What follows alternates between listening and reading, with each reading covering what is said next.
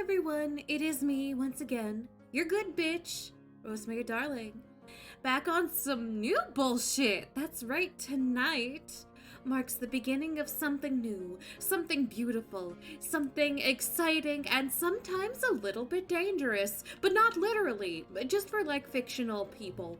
So, you know, it'll be fine. But yes, tonight marks the beginning of not only Tabletop Talks, but Tabletop... Hello, motherfucker. Tabletop gaming on Sundays. Thank you so much for the raid. Literacy is super important. But yes, in a moment, I will summon tonight's guests, and we will all talk about character creation. Soul Calibur, I know, right? Sophia is my favorite MILF. Of course, of course. But I picked this because it looks the most adventuring. I know you are. I said thank you for the raid. But anyway, I was got myself a little beverage to celebrate. In a moment, I will summon my esteemed guests and I will introduce them one by one. You may be familiar with each and every one of them, especially if you've been here for long enough. Either way, I'm going to... Okay, we got 2 out of 3.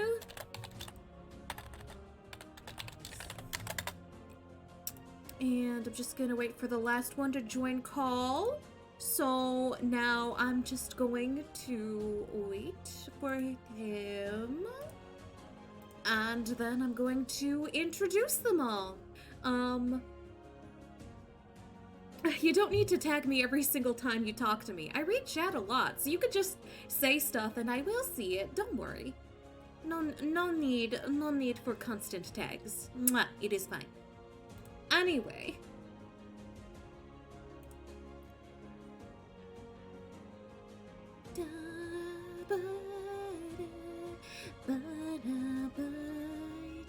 I like this music.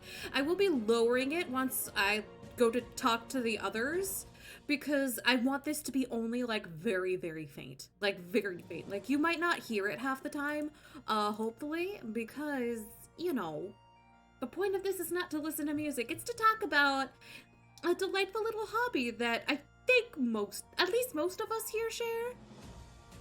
Let's wait until later to announce the surprise. I was gonna ask you about that.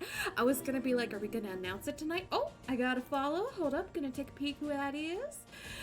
Boyo Druid! Thank you so much for the follow. Welcome to the library. You are now part of my story, and I hope you enjoy your stay. But yes.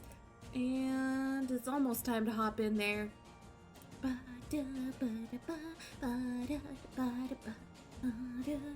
I'm doing great. I'm about to have a fun little discussion with some friends of mine about a subject that all of us are very passionate about.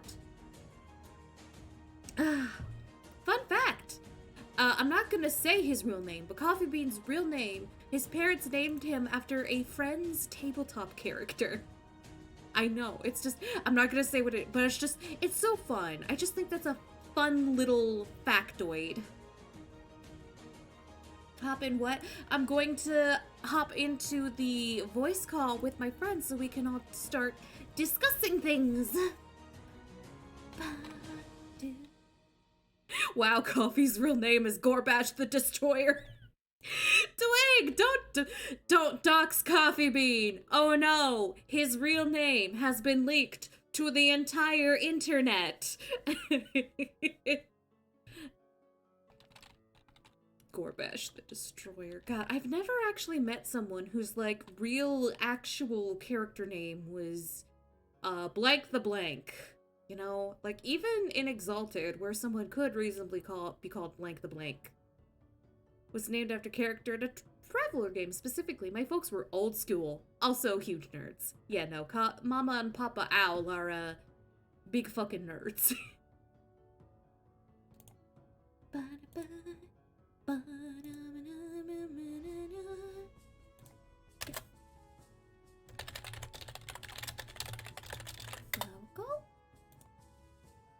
I'm just gonna ping the last man. Just so he knows that it is time. Oh yeah, I made a little I'm gonna update it. I'm gonna make it better, but I made a little discussion room, which you'll be seeing shortly. Because it's like, this room is nice, but it's not suitable for tabletop gaming discussions. No, no, no.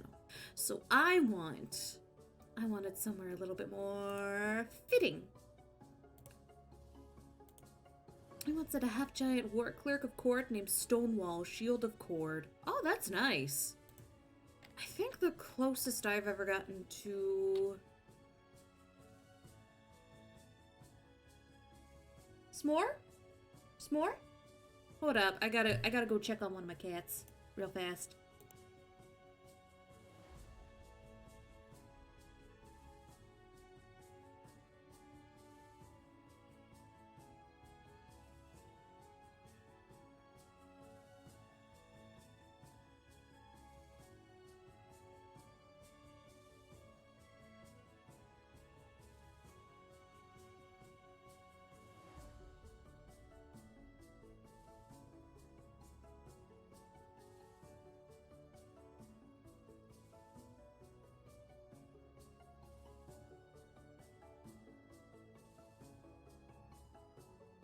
Alright, I'm back. I just wanted to make sure that everything was fine. He's just having a hairball, which is unfortunate, but he shall live.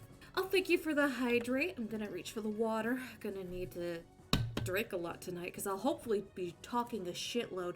Oh, the last man's in. Hold up. I'm gonna turn down for what? And then see the lads. Shit, oh fuck, oh shit, oh fuck, oh god, oh fuck. You're live. Speak of the bimbo, and she shall appear. Hello, the bimbo has been summoned, as have all of you. Hold up, Twig's a little high in the chair. Let me go ahead and...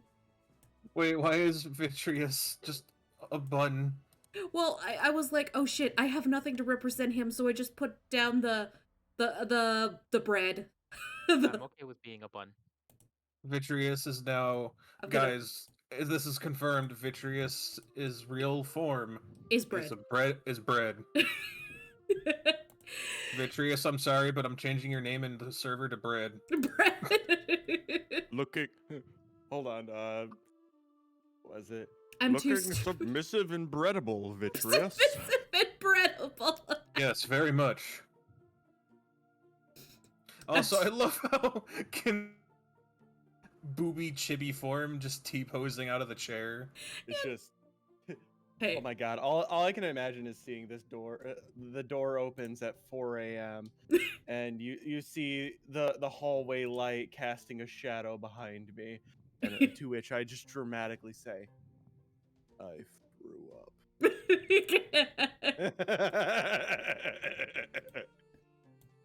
I'm gonna turn you up a little bit. Vitreous? If you are saying stuff, we cannot hear you. I am not.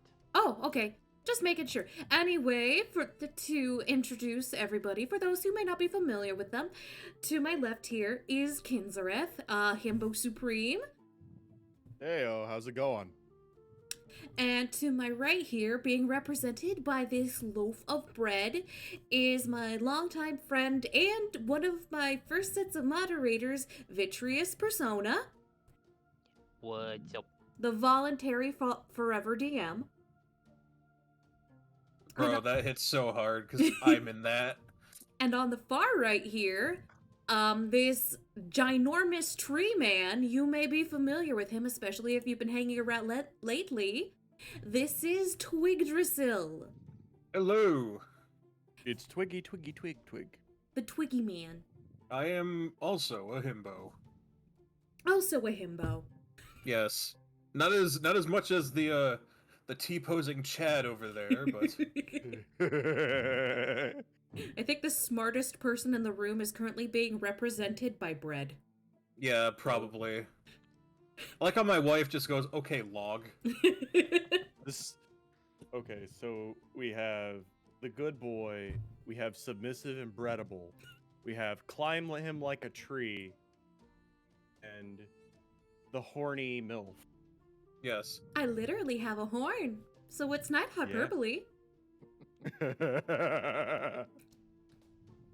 anyway, so tonight's topic of discussion will be about character creation. Now, I didn't choose this topic randomly. I chose it because hopefully next week, maybe the week after that, will be the start of the server Discord tabletop gaming events. One I will be running and the second I will be participating in. So we will be Yes. alternating weeks with DM player, and on weeks where like something comes up, you know, somebody can't make it or somebody's not feeling well, we will have tabletop gaming discussions in their place. Yes, and I believe the way you're going to do it is you're going to have potential future DMs who were interested in running longer campaigns do a few one-shots and see how they went down. Exactly. So we're gonna do one-shots with as many DMs as we can fit in, and then for those who wish to run a longer campaign, we'll have everybody pitch their longer campaign ideas and we'll put them to a vote because democracy. Actual Yes. democracy, not the farce we live in. I'm sorry, am I getting political again? I got political again, I'm sorry. It's an oligarchy. Ah. But no, when it comes time to finally make longer campaigns, we will have, I believe it would all come down to Rose as well, seeing how it's her channel and as well as her playing in it, so it should be something that she would enjoy as well. Oh yeah, no, like I will be like I will like work with the DMs and be like, so here's this concept idea and I'll have, and I'll be like, oh, that sounds at least somewhat fun for me to play in, or oh, that sounds great, fucking do it, or not gonna lie, this doesn't particularly interest me, I apologize. So, you know, it's like I want to promote content that not just everybody else enjoys, but that I enjoy as well, because I don't want to be a bitch, but I am the stremmer. Not only that, we'll also have to figure out who will be playing in those along with you, and those could probably be either other DMs, or we could also have probably like a little application thing for normal players and viewers. Oh, you know, we're gonna have applications, and then the DM and I will pick who gets in. We'll both work together on that, and you know, it's just gonna be a good little time. It's gonna be great. I'm really looking for. I've been doing world building. I'm making a whole original world for the campaign that I'm running. I just love. I'm too. Sorry, I'm too big for my seat. He's a big old tree. I'm like the adult that sits in that little chair at the doctor's office with the kids. Mm-hmm. Yeah, I've done that. Right. He has to stand because he has trouble sitting due to the stick in his ass. Yes, it's just perpetually there. We've tried It's the removing downside it. of We being a can't. tree. It's too stuck. But yes, we came up with the topic of character creation, and we have, so what I believe me and Rose were going to do was there were a couple of subtopics that we came up with for character creation, Mhm. and then all the way at the end we were going to take some Q&A from chat on the topic of character creation. Okay, sounds good. But do you want to, now that we're both here, do you want to announce our surprise? Yes, I would love to announce our surprise. Can I do it? Can I do it? I guess. No, if you really want to do it, I'll let you do it. Oh no, I was being sarcastic. Oh, okay. Sorry. Anyway, so Twig, Drusilla, and I are starting a D&D and other tabletop games podcast. We'll be taking turns streaming it every other week will be him, and then every remaining week will be me on my channel. We will be talking all things tabletop gaming together. Occasionally we will have guests, and this will be happening every Monday at 5 p.m. So 2 hours before normal stream time. Yes, and as for the name, well, we all love D&D, so why don't we just name it D&D, Druids and Darlings. Yeah. I love the name. Amazing. Very nice. See how it worked out. Yeah, because the name I originally came up with was Seducing the Dragon. Hey, I'm from the right. Hello, King to God. How are you doing? Hey, so you can seduce it. But can you perform? Roll a One of my- Constitution saving throw. You're the Yes. bottom. That reminds me of one of my favorite D&D things. Was called Dungeons and Daddies, not a BDSM podcast. BDSM podcast. I love how they put that in the title. Anyway, They would have to. It's Yeah. like, hi, welcome to Dungeons and Daddies. This is not anything lewd. we We're promise. just a bunch of dads who love D&D. And Was we it love just a bunch of dads who love dads? D&D. Mm-hmm. It was just a bunch of dads. That's That's cute. amazing. Yeah, it was literally a bunch of dads who were trying to in game trying to get their children back. Oh, that's so cute. I love Yeah, it. yeah. I didn't want to drag us off too far. I just wanted to make the joke. Oh, yeah, no. Anyway, Rose, do you have any hats? any hats?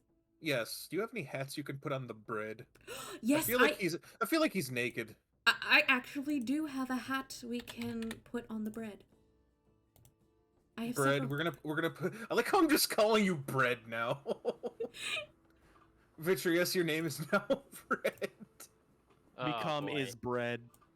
Oh, look at here you go, Vitreous. You're gonna be. You're looking. He's oh. gonna be a wizard. Wait, who's holding you up? Who's under the table holding you? Ivy. Oh, It's Oh, jeez. no. secretly I my don't- I don't- doppelganger providing underdesk support. Vitreous is actually just really, really shy. Those are his hands, and he's holding up bread. That's really cute. But yeah, it's like, I was like, oh crap, I'll need something to represent him. And he's not a VTuber. So, and I looked around at what I had and I'm like, bread! Perfect. Yep, I am just a humble mod. Yeah, he is just a humble moderator, and that is fine by me. We will not always have other VTubers on these things, like especially if there's like normal streamers who I like vibe with. Like they're Yeah. totally welcome to come and vibe. Like Yeah. I'm not gonna discriminate. I like how Coffee's like, he's a very helpful mod. Aw. Yeah, and he's been a very long-standing IRL friend of myself and Coffee Bean. I think I've known him for like Coffee, how 7 long? years. Yeah, like 7 years. I think that sounds right. Anyway, onwards to the first topic. Yes, and we have here the very first topic being pitched to you both, seeing how you guys are our guests, and you can because this is like a prelude to the podcast, I guess. See how it works. The prequel. Right. How about I how about gotcha. Mr. Kins and Mr. Vitreous? How do you make a character? Would you like to start, Vitreous? If not, I can start. I am trying to figure out how exactly I want to word it. So if you want to go first. Okay. Yeah, just like go like your process. Like what's the first thing you think of? Do you go after race, class? What do you guys do? Usually, I want to come up with like a person. Usually, I think of the class, the race last. I actually go with the concept. And based on the concept, I'll choose a class or I'll choose a race. Usually only one is important. Usually the class or the race is important, but usually not both. Yeah. Since I wanted to make a mute bard. Ooh. Interesting. And, Like that. I actually I like making bards. I was a music student in college. A But himbo likes bards? No. Gasp. Shock and Well, awe. like for instance, my main character that actually is how I got my VTuber name. My original character's name was Kinstreth Shadowtree. But basically, her whole thing was and I've made several versions of her at this point because she's great. But I wanted her to be mute, and I'm like, okay, but under what circumstances would there be a point? Because I've also sometimes done pragmatic language impairment, which is PLI, which can be a symptom of ADHD because Mhm. wanted to have a piece of me in my character because I have debilitating ADHD. So but basically I was just like, I wanted there to be an issue. I want there to be her issue with communication because, and also she's still very, she's very smart. She's very capable. It's just when like in the times that she can speak, she'll start talking and then her brain moves faster than her mouth. And then her mouth will just skip to where her brain is at. So people think that she's dumb. And so I was like, okay, but how do I put that into a character in Dungeons and Dragons? And I said, all right, well,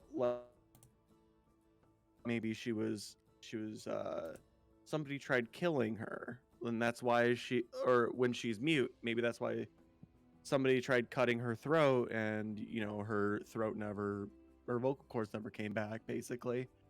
I'm like, okay, well, how would I do this? Okay. Let's say she's a tiefling.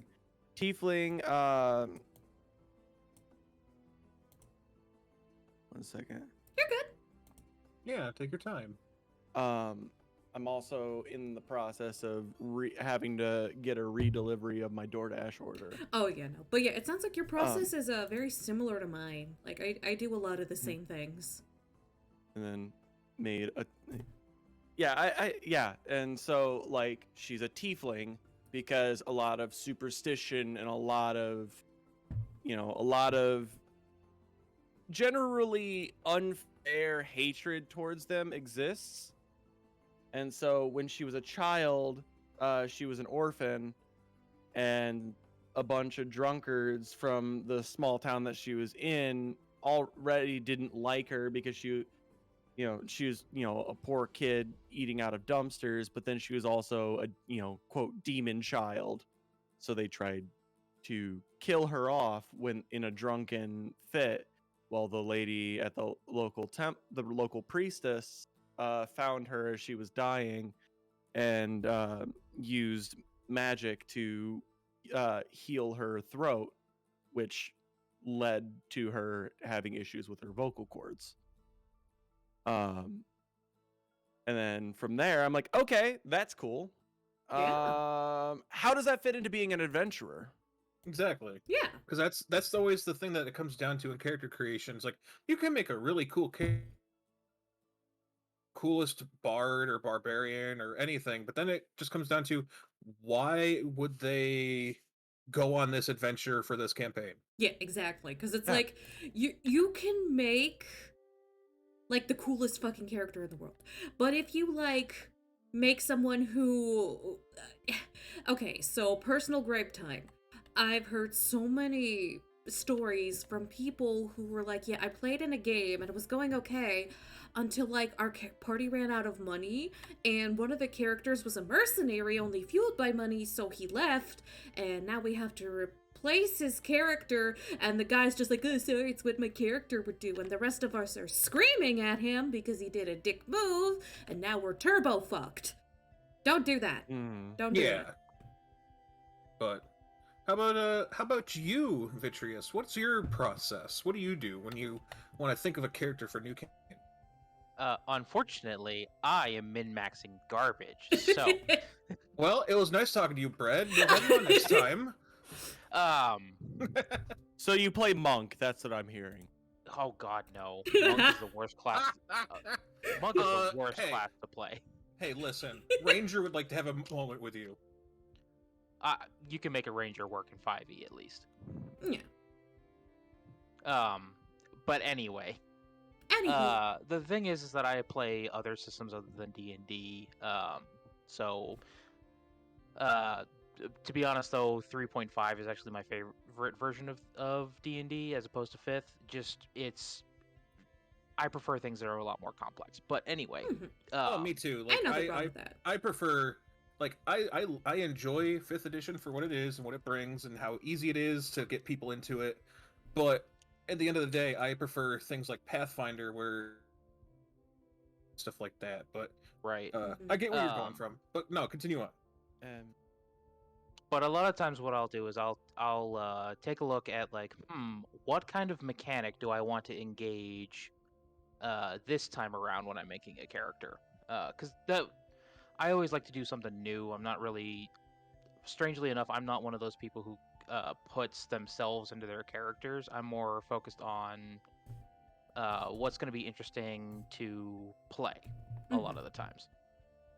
So your So characters are more of a vehicle with which to experience a mechanic as opposed to I'm gonna do therapy because I can't afford actual therapy. Hi, I'm calling myself out here with that one.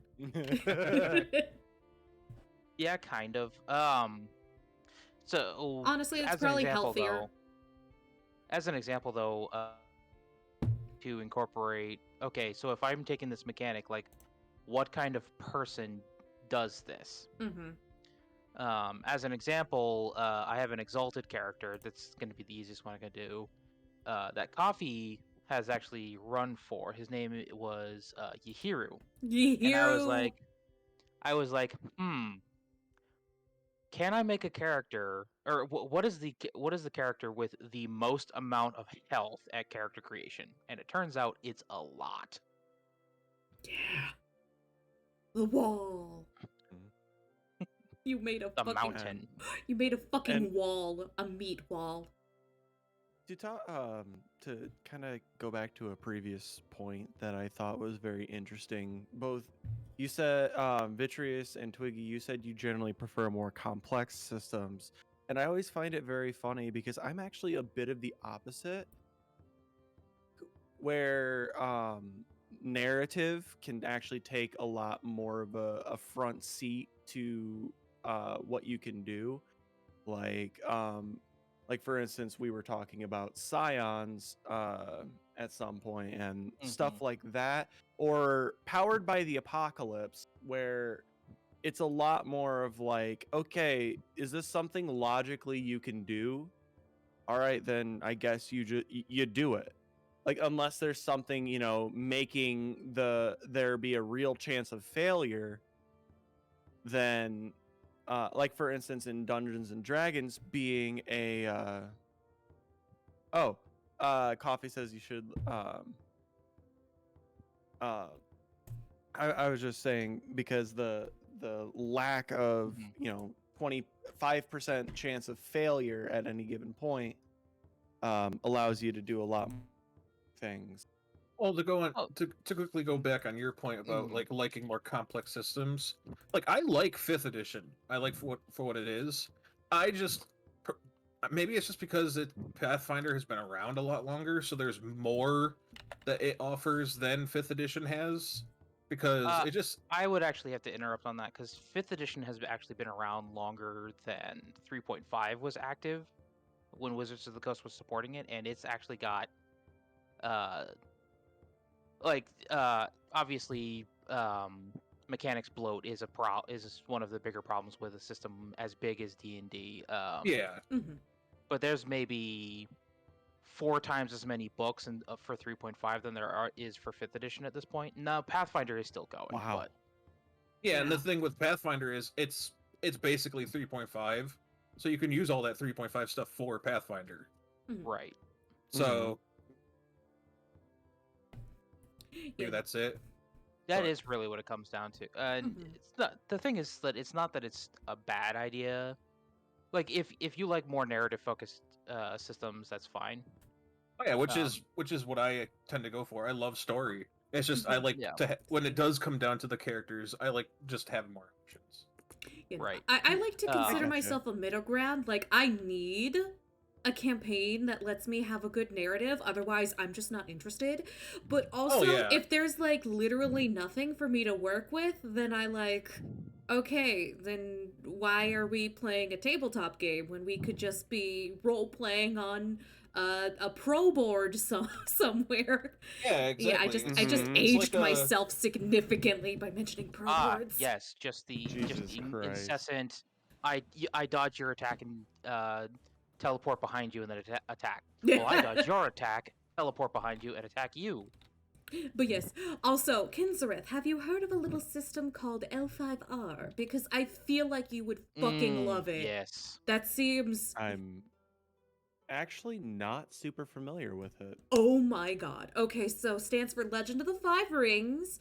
I forget which came first, the card game or the tabletop game? Technically the card game came first. Yeah, but basically it's So like a fantasy Asia, like a conglomerate of many different Asian countries and cultures.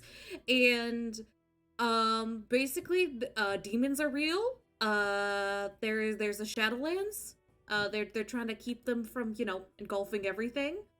Um there's also like, oh my god, it's one of the few systems where it's like the crunch, i.e. like, your character stats and numbers are very lightweight. Like I could probably make an L5R character while drunk off my ass. But the lore is so fucking dense. I mean, like, and it affects everything. It affects every little decision you make and do in game. It's, oh my god, I'm about to fucking metaphorically bust a nut just talking about it. I love L5R Well, so much. you know what we can do then, Rose? Our very first episode of Druids and Darlings can be about different game systems. Yes, I would love to do that because I have several game systems I would Ooh. love to gush over, and also several ones that I want to scream at, like a lot. But going back to Vitreous, aka the bread, and what Mhm. Coffee said, what's this about your narrative thing with your character? right. So one of the things with Yahiru is I looked at it as how much health could I get? And then when I was working on that, I was like, okay, so with how much health that I kind of want to go from the standpoint of just like being able to be that kind of person who just kind of is able to stand there and just take it. Um, but it also means that it's more of like he's also like a sort of he is a monk-like character where he does care about a lot of the mystical standpoints. So extrapolating from there, I was like, okay, so with that, this character is very much he's stoic. He doesn't care about many things, and because of that, he's actually so. One of the things in Exalted is that there's these people that are called Dragon Blooded, which is what my character was part of. Doesn't mean that they look like dragons. They're just people who have energy abilities. Anyway, of a character who cares for nothing, and part of his background is that he's part of the family of the Dragon Blooded, who are the bankers. So one of the things that what I did with him was he doesn't care about money, but I still have to perform as a functionary of my family. So he's like, okay, so you're the guy that we send for negotiations that we do not want to go through. I mean, it makes sense if you don't care about the money. Yeah, he's Right. the muscle, the meat wall. So, but it also extrapolated from there as, okay, now I have a mental defense that I'm going to care about, that I want to be high as well. So now it's not just a set of numbers. It's now I basically get the concept from the mechanics, But yeah, mental and then I defense do my is something best, exalted. and I do my best to interlink them as much as possible. But yeah, Yahiro ended up being a very fun character to play with. My character in the same campaign, if I may talk about that. I mean, it's your channel. I mean, okay, so God, I forgot her name. It was originally Amelia, but then I was like, wait, that doesn't make sense. Anyway, she was. I believe this is also the same. She was also a dragon blooded. I believe so. I believe we were all dragon. Yeah, we were all dragon blooded. Yeah, we were all dragon blooded in this campaign. Sorry, I played a lot of Solars. My headspace gets kind of mixed sometimes. I've played so many characters. This is Mhm. This is one of the untold problems of D&D. Besides becoming a dice gremlin, you also get your head full of characters, and then you mix up your characters, and then you can't think straight, and then you think of more characters. Yeah. Mhm. Anyway, so Um, Amelia, I'm just gonna call her that because that was her original name, so that's what I know her by.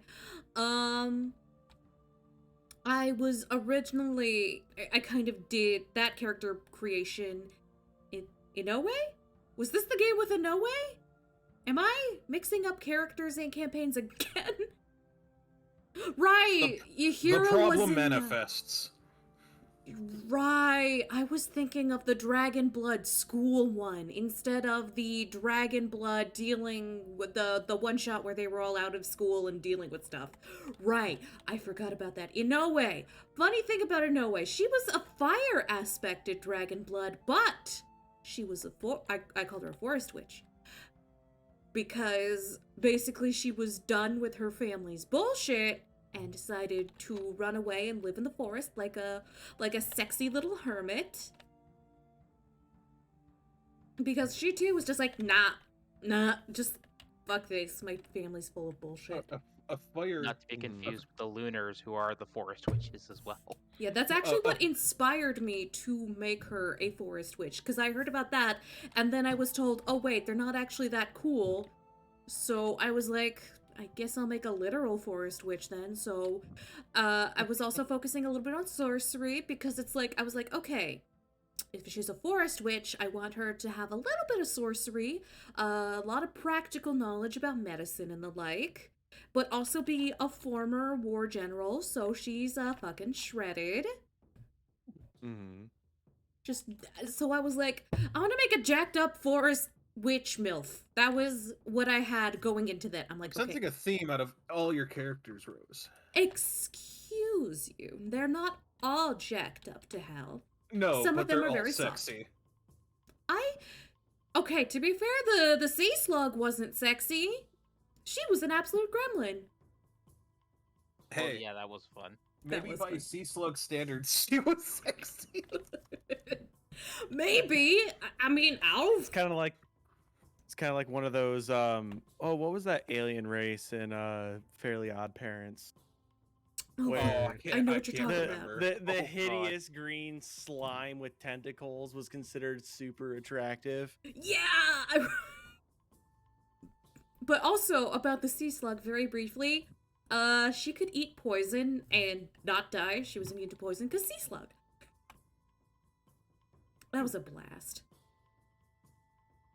That sounds like fun. Mhm. I love. Are you going to eat that? It's poisoned. Mm. Spicy. Say, it reminds me of. So there was or there's also sometimes where if I may ask, is there talking about character designs that are that you want to make but are actually difficult through the system that you desire. Well, that's actually that's actually runs into one of the next topics. Yeah, no. If we want to bring up said topic now, since it sounds like we're naturally heading that way anyway. Well, we also need to hear from you, Rose, about how you make a character. Well, okay, so it's a lot like Kinzeret's way, where I'm like, okay, so here's a concept that I have. Except it like usually, like 9 times out of 10 these days, I get the ideas from browsing character art concepts on Pinterest and being like, okay, I'm not gonna lift this character design, but the idea of it is interesting because, character art theft is still art theft, so don't do that. Mm-hmm. And so I'll think it through. And once I get to the mechanics, I have abandoned several characters because it's like, this character is mechanically impossible, mechanically improbable, or just plain wouldn't fit in the setting. Because there's nothing wrong with abandoning a character if they just plain wouldn't fit in the setting. It's okay. Or with the group. Yeah, Or with the group. Yeah, no, I've had so many instances where it's like, everybody in the group meshes well except for one guy's character. And it's like, you're friends, but his character in the game is really fucking testing that. Sorry, I've had a few too many but yeah, it's like, I also relate to that. yeah, the more I play games, the more mechanically minded I get. I used to be like narrative only. Mechanics are nothing but a burden. But nowadays I'm like, you know what?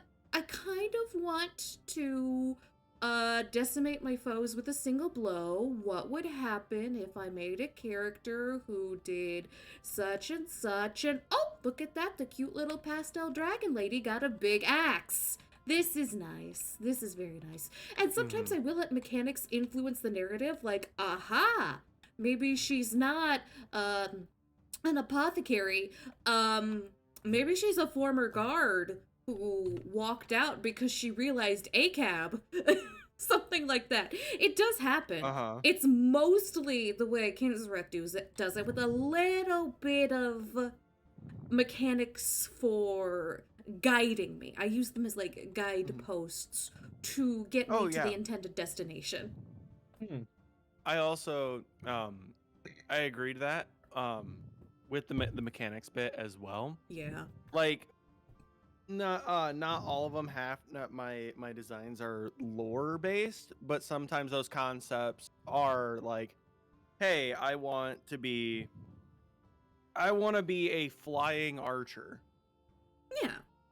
So, mechanically, there's a chance that I would be a fighter, a ranger, and I could be a feral tiefling. I could be I don't remember what the flying Aarakocra. Like that, like something like that. But it's just like I want to be able to be like eye in the sky, metaphorically speaking. So basically finding the right balance of mechanics and narrative, you're absolutely correct, Kaname. I used to be very much more in line with the narrative. Like, I still care a lot about the narrative as a would-be author, but it's like, I find myself caring a lot more about the mechanics as I get older, because it's like, the mechanics are not here to hurt you or limit your creativity. And I think that's something a lot of people like myself, who are very creatively minded going into D&D, need to realize. The mechanics are not your enemy, they are your friends. So yes, they help you do the things you want to do. Exactly. I do addendum to that from me too is the mechanics are also how I know if I know the mechanics better than my DM can't screw me over with them. Sadly, I've had to deal with that so much. Yeah, sadly, we both have run into that a fair fucking bit. It's it's not been fun. What you want in a DM is to have a DM that works with you in telling a story, but also gives you a challenge, not one who works against you with the mechanics and the characters and the creatures to tell a story, but also win in their mindset. I could talk about the pheromones guy again. No, we'd be here all night if I started bitching about that. So Twig, tell us how you make characters. I actually follow a lot of the same as both you and Kinzereth. For me, though, I mainly do it for the character's flavor. So, have my pheromone. God damn it, Resin. But no, like with me, I will come up with a character idea. I'll be like, okay, this is cool. And then I'll come up with classes, how their race is, and then I'll come up with like backstory, how they fit into the world and stuff like that. But for me, I will do things that like in game would not be beneficial. Like I'll even like hinder myself. Yeah. Because I know there are like coming from Vitreous's side, how he says he's a min-maxer and stuff. He probably would never make like a strength-based character that takes a minuses to strength. Whereas one character, I might make one. Listen, I would never play a warlock that doesn't take Eldritch Blast. Yeah, right? Yeah, exactly. Like I once, like an old character I made was a bard who didn't really do any fighting and didn't have any offensive spells. Normally, bards wouldn't be like that because bards have some really good offensive spells. Mhm. I also was a race that does not good with bards. So it's like, oh, you're a dwarf. Yeah. Cool. Neat. But yeah, no, But- I have Yeah. nerfed myself at character gen a few times too, especially if I come up with like a really juicy like narrative and character idea, and I'll go up to the DM first, obviously, but I'll be like, hey, here's a really traumatic backstory thing, and Well, yeah, left that's- me blind in one eye, so Yeah, and like that- it's that's actually infected something with that like I'll an do, too. ancient demon god, and it doesn't do anything to my benefit. It's just there to fuck me over on occasion. And That's what I do too. Like I'll give my character like weaknesses. Like I once had a character who, like me, is afraid of thalassophobia and would take negatives around open water and stuff like that. It gave me no benefit at all, but it added to the character because it's part of the character. That's actually And, one of the reasons why I like to branch out a lot from D&D, because there are systems that exist that you can do that whole self-imposed disadvantage, and you get benefits from it. L5R is one of them.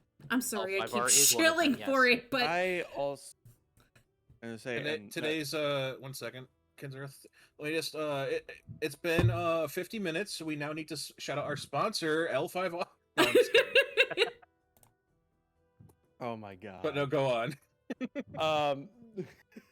But like that's also like with Kinsereth, not the one sitting before you guys, my actual D&D character Kinsereth, with her being mute.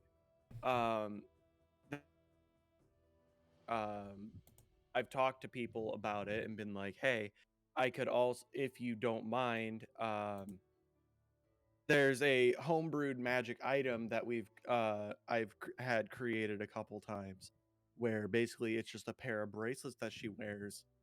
She actually does not get to speak Infernal, but instead she learns sign language.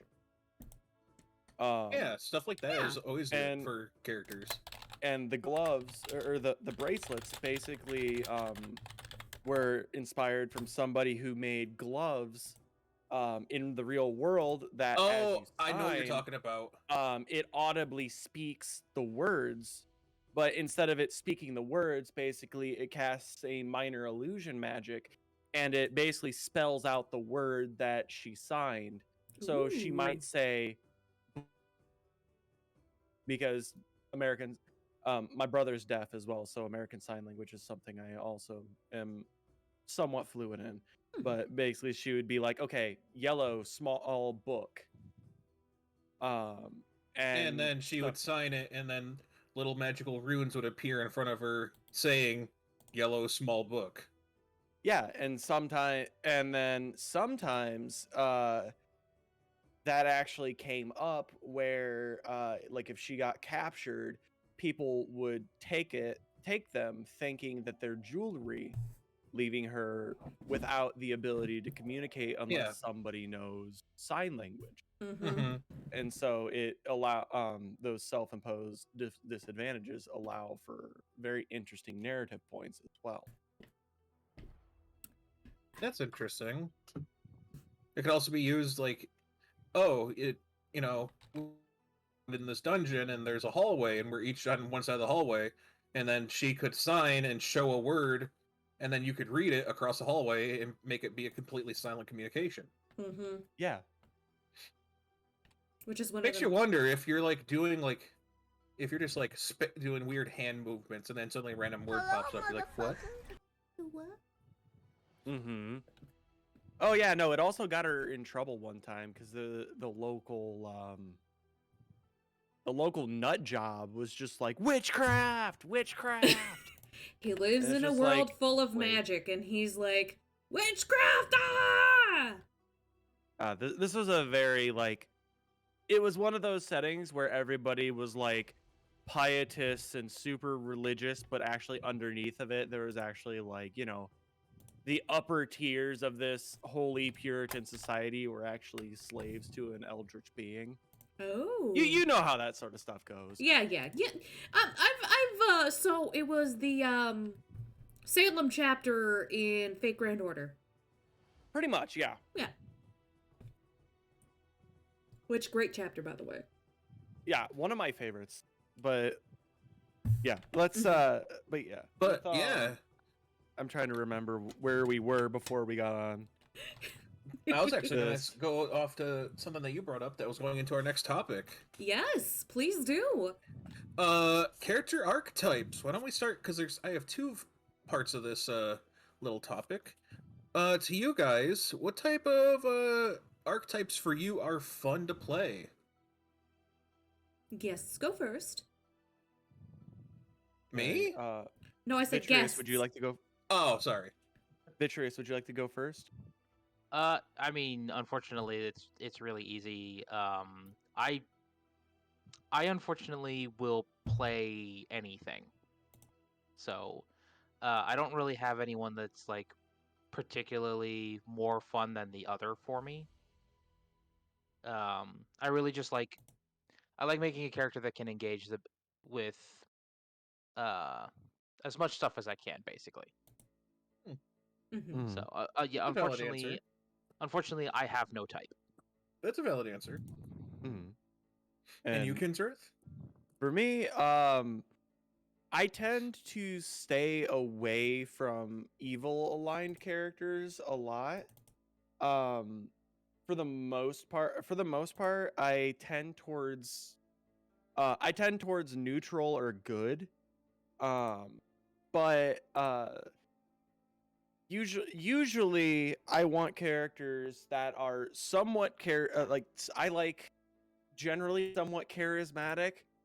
Or on the opposite end of spectrum, maybe very socially awkward, or so enthusiastic about social interaction that it makes it awkward. Like one of my recent campaigns was in 5e, and it was in Chult. And one of my things is I played a chaotic neutral goblin warlock. And her whole thing is she's actually just like a ray of sunshine, but at the same time, if she doesn't put value on her relationship to you, she doesn't care. But she very dearly cares for the people that she's just like, you're my friend, I love you, and I'm going to do anything to help you. But also that other person down the hall who's, kind of an asshole to me, yeah, he can burn in hell. You're my friends now. We're having soft tacos later. Yeah, pretty much. And then, but there are, because I generally have a hard time playing characters that are abrasive, because I, as a person, struggle with dealing with abrasive types, and I know that I personally would get stressed out over creating tension in a party. Even though narrative, I know it would be just for the narrative, it would stress me out as a person. I'm in this picture and I don't like it. Which side of the picture? Yes. But yes, and with like I have played a villainous character before, but it was one of those villains that you after listening to him, you kind of want to go pour yourself a drink because he's kind of making a little too much sense. And you're just like, wait a minute. Maybe he's right? Oh, fuck, I need a whiskey for that. Yeah, it's just like, because those are my personal favorite villains, is the ones that, if they win, you might not be mad about it. Yeah.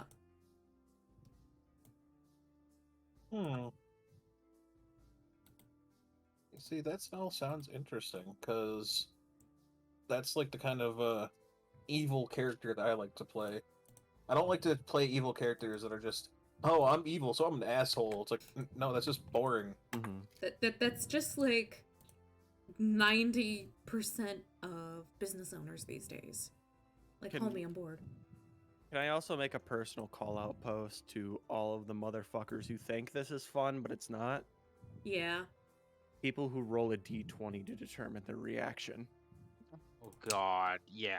It's like, no. Okay, my brother does that all the fucking time. It's like, oh, I don't know how my character would react. On a scale of, wow, let's just... It's like, no. You know how your character would react because it's already in your head for your die roll. Just fucking react. Yeah, no, my brother is very guilty of that, especially for, when he's DMing. Like, it's like, well, does it work? I mean, do you think it would work, or are you gonna... Oh, you're gonna punk out like a bitch and leave it up to a die roll? Yeah, it's Oh, like not have pet some. peeves. Oh, sorry, go on. That's a have some with the bullshit you're gonna put out. Yeah, exactly. Like, it's your character. Don't leave it up to fucking chance, because, you know your character the best. The die doesn't give a shit about your character. It's like, oh, Also- well, my character is really brave and strong, but I don't know how they would react. Let me roll. Well, I run away. It's like, that's not how your character would be. 6 feet tall and super... Sorry. Anyway, but yeah, I've... Oh, doubly so if they're the type of person where it's like, oh, well, I didn't actually want to do that anyway, so. It's like... Oh, then I hate don't when... do I it! hate... Okay, we're gonna break off of topic real quick. We're gonna talk about pet peeves real quick. Rant time! Yay, I love rant Um, time. It's so much fun. As a DM, I have a few pet peeves. One of them is exactly that. Just the whole, like, roll a dice and that's how my character reacts. Because, like, you know how your character's going to react. We've already gone over that. And then exactly what Vitreous said. I'm not going to do that anyways. Then it's like, you're just going off of metadata at that point now. Yeah. But for me, my biggest pet peeve would be when you're talking to one of your players. Like, I'm talking to player A because they're in a room, and they're like, okay, I would like to search. Okay, I'm like, give me a perception check or whatever, and they roll a perception, and then both players B and C will roll perception checks. What do I find? It's like, I'm not talking to you. Yeah, it's not for you. Put the Yep, dice down. Yes, I've done the step in of like they went first, they're rolling. It's Let it's me not finish even, what they're doing first. It's players who will roll first.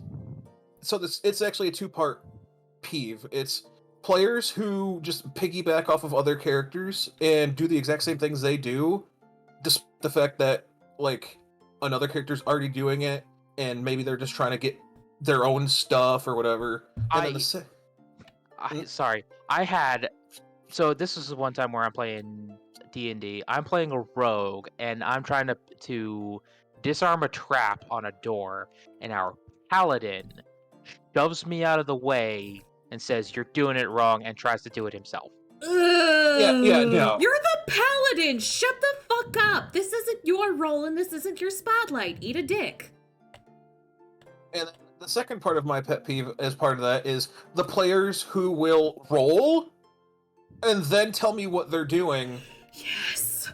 Oh And my god, yes. even if like they're not even the one I'm talking to. Yes. Like, I could be talking to player A, Mhm. player A wants to go to perception check. Player B will roll, and then, because, they could just be rolling. Because, like, sometimes I'll just roll. Give me a roll autism. because I'm fucking with you. Oh no, I have one of my autistic tics is I just like fidgeting with things. So I'll just roll dice.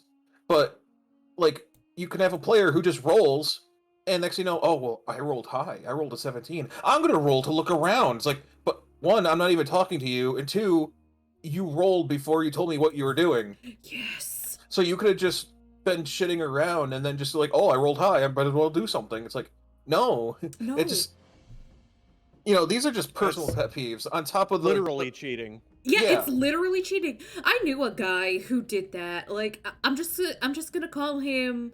God, what's the nickname I gave him? I think it was it R? think it was R. Anyway, I mean, R, fucker worked just as good. that fucker, yeah, no. He was so guilty of that. Like, all of the things you just mentioned. Literally, every single thing you just mentioned. Oh, like, besides the obvious peeves that I think all DMs hate, including, like, using metadata and meta-knowledge and stuff to ruin in-game things. Like, as a DM, when I play as a player, I already know a shit ton of stuff. I know the entire monster manual like the back of my hand, but my character doesn't, so if I look at a Displacer Beast, I'm gonna be like, what the fuck is this thing? I'm scared. Ugh. I'm not gonna be like, oh, look at this is a magical beast that can teleport and displace and has displacement. It's like, no. Roxas, go. It's one But of then there's- it's one of the few reasons why I love being so forgetful, because I can't metagame because I don't remember shit. But then there's also the pet peeve I think everyone else has is you're at a game, you're all having fun, and then you look, as a DM, you look at your players, and half of them are on their phones. I am very guilty of that. I'm very guilty of that too. ADHD brain says, "Ooh, look, Oh, no, like- stimulation." Yeah, like, if it's like you're not your turn, I understand. But I've, like, my current group that is currently, like, on hold, like, all but one of my players will be sitting on their phone all night, even during their turns, playing, like, gotcha games and stuff. It's like, Even guys, when come it's on. the Oh, yeah, turn? no. Oh, come no, on. like, in combat, like, on their turn, they'll just be, like, one finger on the phone doing gotcha stuff while they're like, okay, I'm gonna go over here and use my bow. It's like, really? You can't just play the game? Just put the phone in sleep for 1 second Mhm. and just... So I think the We had difference is so- between glancing at your phone and trying to drag a player away mid-convo to look at a TikTok. Oh my god. I've had that Oh, God, happen yeah. so many times, and it's like, I several of the I players was I actually play about with... to bring that up too. Yeah, And several like, of- like when I'm a player, I will look at my phone, but that's because I have a lot of books on my phone for Yeah, what- D&D. But yeah. So it's for the reasons. It's not me going on to playing something. Yeah, but I have a couple people that I currently play with who, it's like, I love them, they're my friends, I cherish them dearly, and I wouldn't just throw them out willy-nilly or anything. But like, I won't say who they are, I won't even say initials. They know. Wow, Vitreous. It's not, it's actually not him, don't worry. Anyway, Oh my! they will, No, even if it's... I'll let her finish. Even yeah. if there's like an active scene with like 2 players, like one of them will be like pulling at the sleeve of one of the active players and going, "Hey, look at this TikTok, it's really funny." And I'll be like, "I'm trying to roleplay an emotional moment. I'm busy." Please. Yeah, that Honestly, Like, I'm it's about one ready thing- to get like a whole bunch of like toy mice and just throw them at them anytime they start doing that. A toy mice? Why a I've had toy somebody mouse? do that with rubber ducks at work. Rubber ducks. No, I actually had one group that I was with where this one guy, like, just randomly would play a YouTube video at like 2/3 volume Oh my god, yes. in the middle of a conversation with another player. Oh, yeah, I- that's what one of mine does too. I think I know who you're talking about. And that's Like the that- most I've ever done is like sometimes silly fights happen, and sometimes I have like a perfect background music for it. Oh, yeah, that's, but like, that's for part. instance- That's like you're you're actually participating part in of the it. game actively. It's just Yeah. involving your phone in that moment.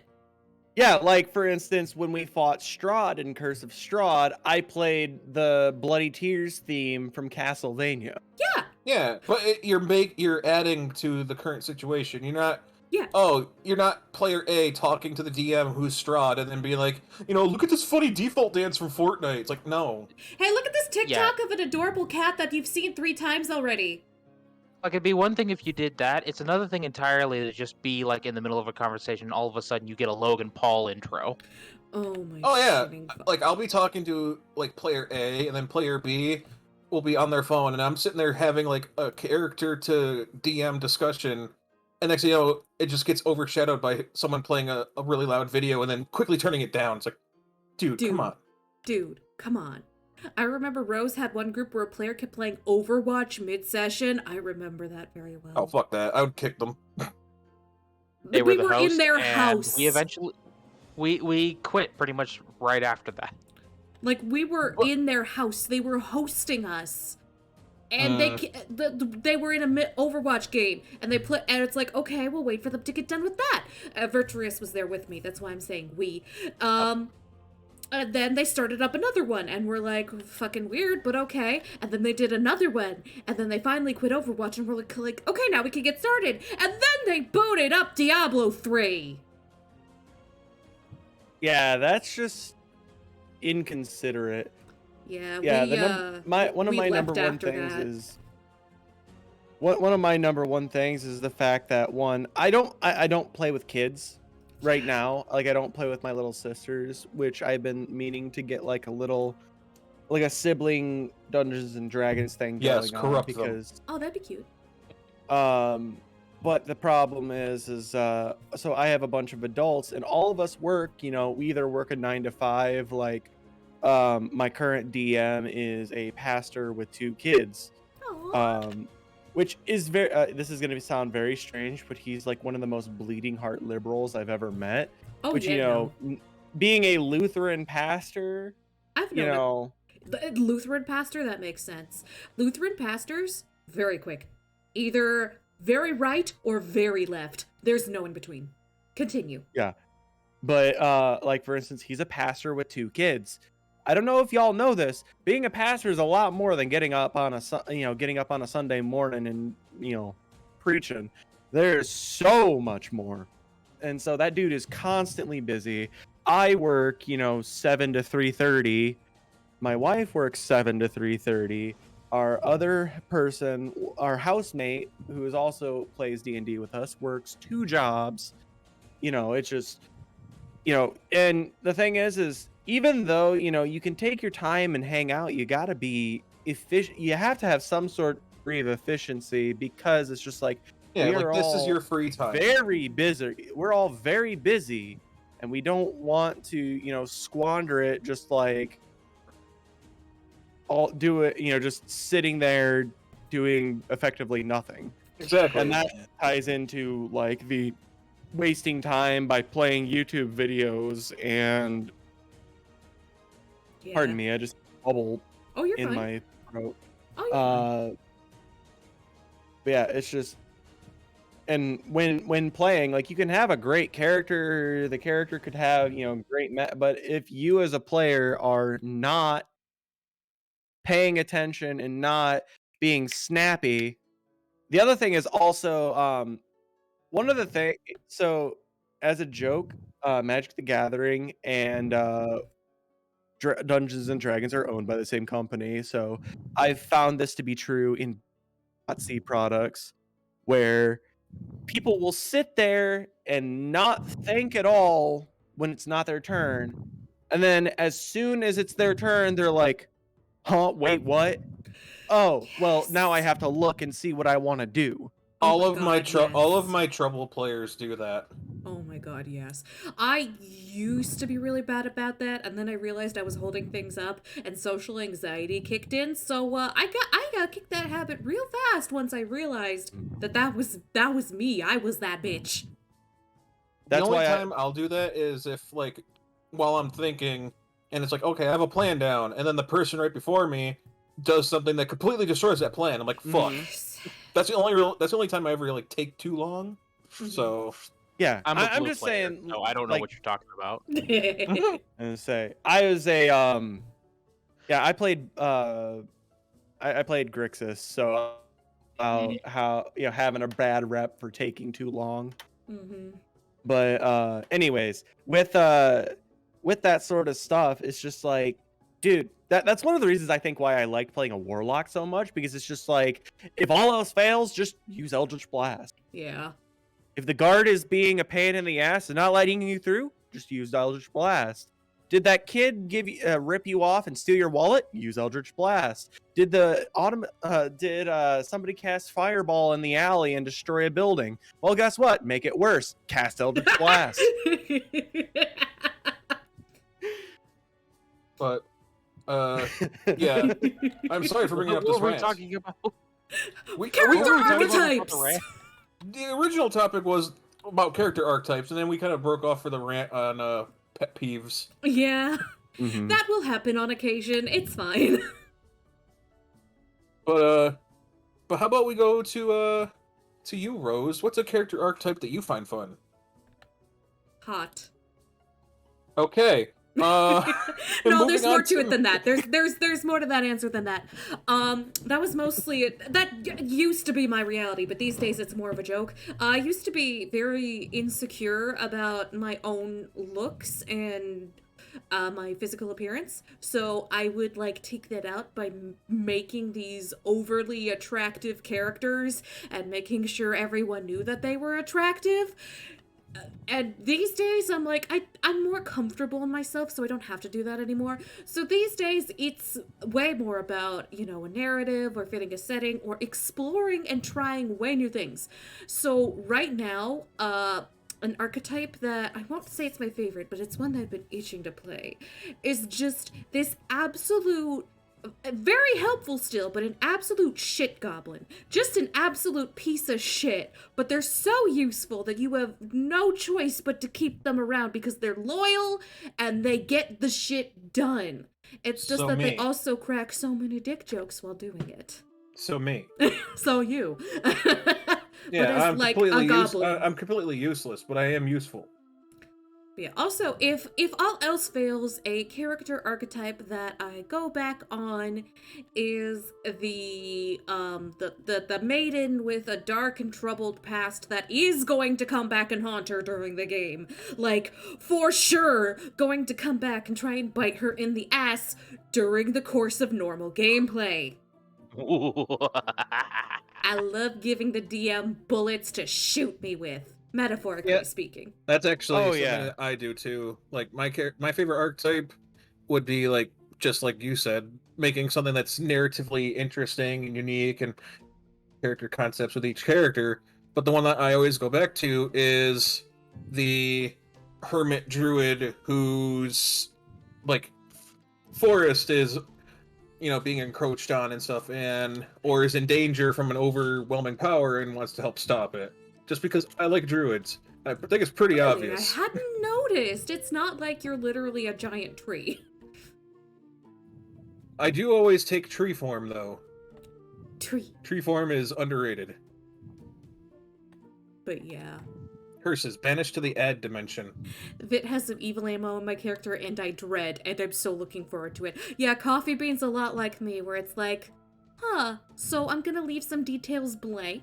Here's some... Oh my god, he's given me so much that I'm really disappointed because I have so much to do with his character and not enough to do with everyone else's. So it is inevitable that we're humans. Favoritism is gonna happen. Tie them all into one another. I mean, Make I did do that an in one orgy game. of just backstory fuckery. I did do that in one game. I gave everybody a special little thing. This was Plague Town, by the way. I'm not gonna say what I gave everyone, just in case I do end up running Plague Town for my players, But, and everyone thought that these things were, like, unrelated, but spoiler alert, they were totally related. And they were related to the main plot, too. They were more related than a husband and wife in Alabama. Sweet home Alabama. I believe the next topic is character archetypes that we don't like, either playing Yes. or seeing other people play. Yeah, and it can usually, like, I'll start with that one. It's the whole one that, like, I'm gonna make a character that people hate. It's like, I'm gonna try to steal from the other people. And it's like, Oh my god. that's what my character would do. It's like, I hate you. Well, I then I'm hope gonna you're- stab your character in the foot. And if you complain, it's just what my character would do. Oh, hold on. Bitch. Coffee's back now. Let me actually say what I was saying earlier. Coffee, I was disappointed because you have given me so much for your character that I don't have a lot for everyone else yet. It will come. But yes. It is inevitable. But yes, that is the archetype that I do not find fun, and that's just the asshole character.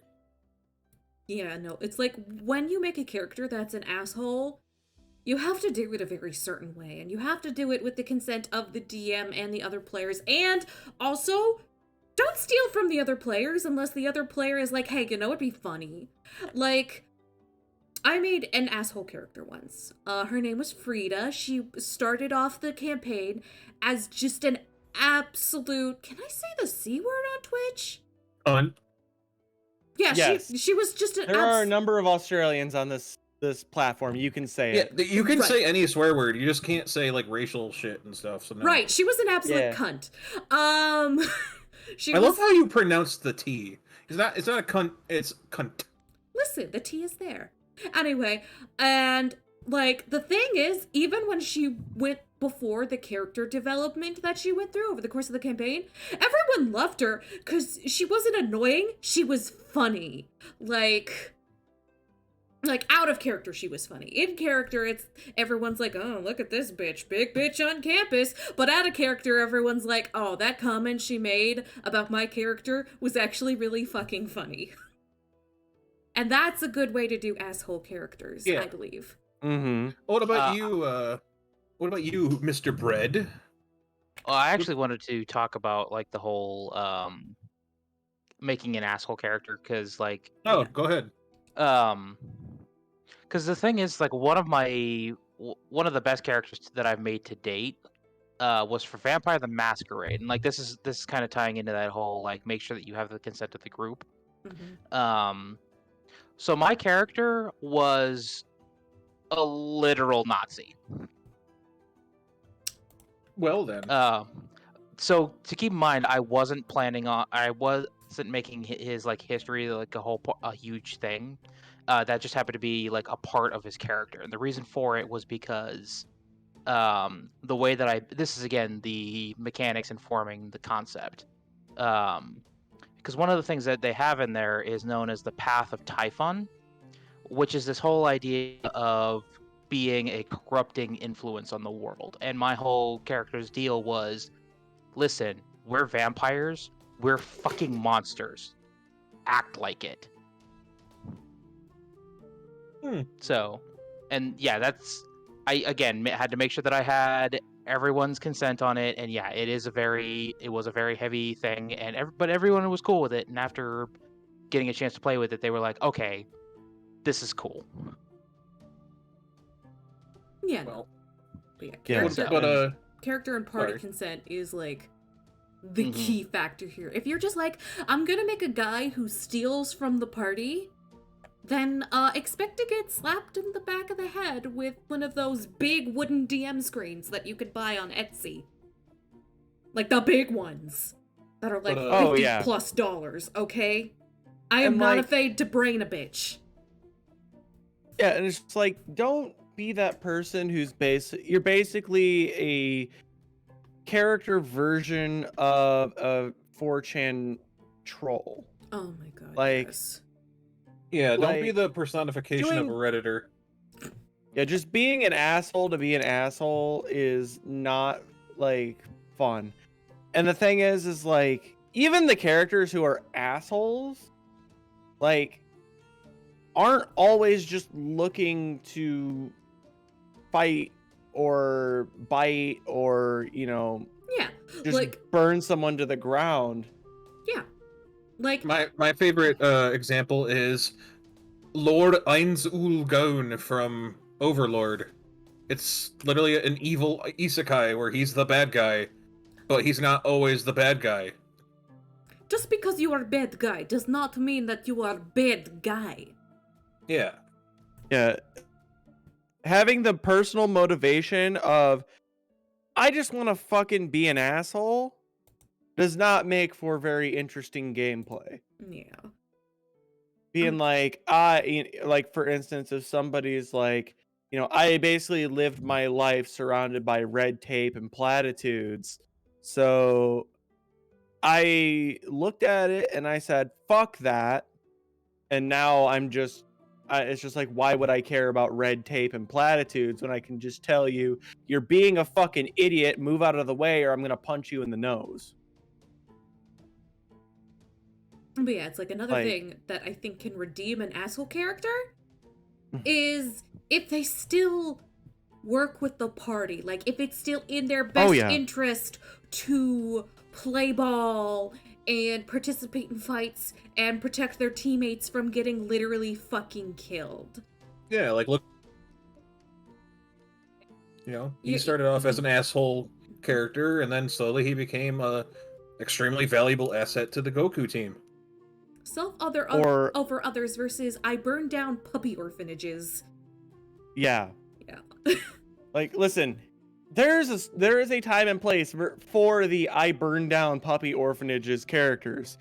And that's when you're surrounded by other I burn down puppy orphanages characters. Could you imagine a campaign of nothing but I burned down puppy orphanage characters? Ah, yes, a campaign of murder hobos. That would be hell. That would be actual fucking hell for me. I would quit. That would be the Black Crusade game. Yeah. I would commit lava bucket. Lava bucket. I do think, but yeah, I do. There is a time and a place for evil campaigns. Yeah. Like, basically, like, honestly, something I was ever thinking about running at some point was Castlevania, but you're on Dracula's side. I'm actually really fucking down for that, I'm not gonna lie.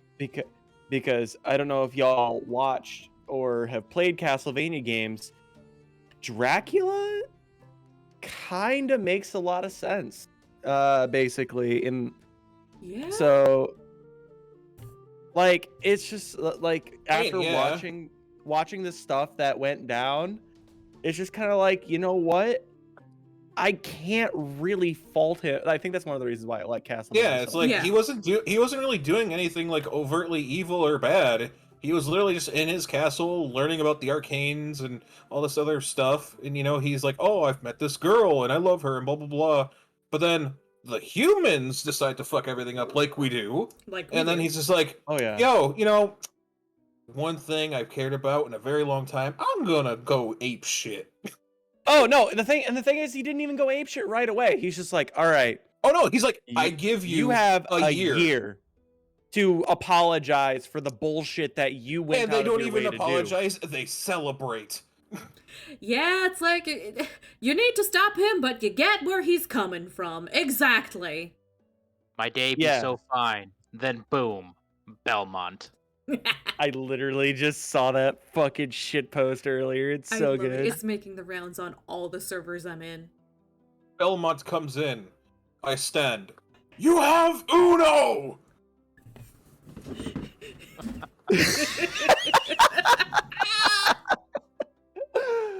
Oh my god. But no, this actually goes into let's go into this next topic. Yeah. Aren't you Oh. tired?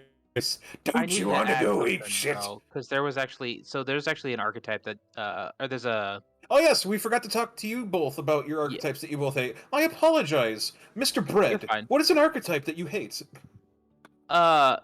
the one that gets on my nerves the most is like that one character who just it's obvious that he's not taking it as seriously as the rest of us. Okay, Yeah. I feel called out on this because I'm dealing with this in my game. I have a player who I will simply name V. Vsauce here. Yes. Michael, Vsauce here. And we have players A, B, and C who are, you know, player A is very good. Mm-hmm. Player B is very good. You know, sometimes, you know, messes around and stuff, but is very good. Player C, which is V's brother, is like, eh. But at He's least a- they're trying? Yeah, but he's also the one that has hissy fits and then calls me the N-word. He's a younger black kid, so yeah, he gets hissy fits and does things. I'm gonna address Kaname's comment.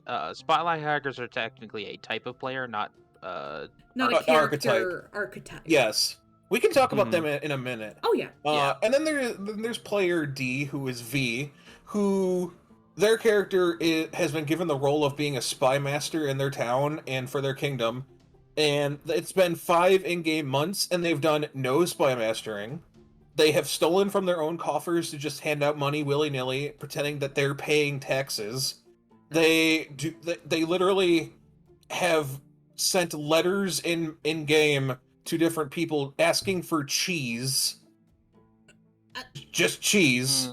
Like, they Yeah. do not take anything seriously at all. Oh, the Like, waste of I was opportunity. trying to have a serious conversation with them about how there was a clan of snake men who were being dominated by a lich, and he just went on about how he was going to be their new king and stuff like that, and he was like pretending like he was lording over them while they're trying to kill him and stuff. It's like, bro, it's like, can you be serious once? Can you try? Mhm. Can you Like- fucking Yeah, try? Like this guy, while there was like a whole bunch of snake tribes in the swamp, and they were trying to bring all the snake tribes together to try to overthrow the lich who was in a ruin in the swamp. Be like, hey, we need some backup. Let's try to unite the clans. And they bring them all together into this like sacred, ancient tree that has a big fire pit, and they light the sacred fire. And it's like, okay, well, this is a sacred place. Oh no. I pull out some meat and I try to cook it on the fire. It's like, what are you doing? It's that kind of stuff. Yeah, and it's just like the thing is those kind of characters can exist, but only if that's only what, everybody else is comfortable with. Yeah, Well, which and then the other thing too with that is that if part of the same thing that I have is like the entire group is being sort of cheesy and funny, but then there's one guy who's just taking it the most serious that he can. I'm in Mine's this the photo exact and I opposite. don't Oh, yeah. like it. I'm in this Yeah, photo and I don't like it. You're not talking about my thespian incident, are you? I have no idea what you're referring to, so no. The incident that got me banned from fake crying at the table? you cried at the Fake cried. I didn't literally cry. I I don't didn't know even... if I remember this. Really? No, that's just well, okay. You taking it serious? Yeah, I'm remembering now. You taking it seriously isn't what got you from banned from fake crying. The reason why you were banned from fake crying was the fact that all of us immediately switched into oh shit, are you okay mode. I'm sorry. I was just like, fuck it, So. I'm gonna act. And then everybody, like, Coffee Bean was there too. He was visiting. He hadn't moved yet, but he was visiting. And everyone was like, oh shit! Is she melting down? Oh fuck. I fake you cried fake too. cried too well. Yeah, yeah, so I'm banned at fake crying at most tables just because everyone gets concerned. I'm in this photo and I don't like it. But yeah, I agree with you. Is that character that just it's like they made a character, but they don't, so they're just gonna fuck off. Yeah. Mm-hmm. Like, there's a character that I made that he was this is all with party consent, and they actually thought that it was a really fun idea. Actually, the campaign that I'm playing right now, I'm playing a dude who's a druid, but he's not an adventurer and he's not a warrior. And this is kind of one of those when we were talking about it earlier, I thought about him. But my character is he's kind of a joke character, but like the concept is very jokey, but it's actually trying to play him somewhat seriously. His name's Fern, and he is not an adventurer with the party. He's the party's weed dealer. The party's weed dealer. And it's I can't what the actual name of the book is, but basically we went to a circus that apparently goes between planes. But basically they were the party was awarded tickets to this circus for free, and they gave him one of them because they didn't have enough coin to get their weekly stash. And so they gave him a ticket to it, and he came along, and then he got wrapped up in shenanigans that way. So like, yeah, it's one of those so he's just kind of like, oh, I hear crying and screaming and sounds of conflict. I really don't want to be a part of that.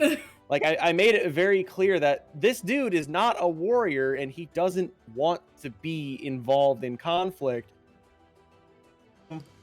Yeah, he's like, I just want to go home. I want to tend to my plants. I want people to pay me the money. I give them the goods. They fuck off.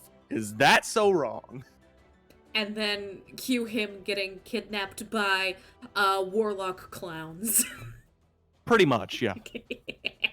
But how about you, Kinzereth? What's the archetype you hate?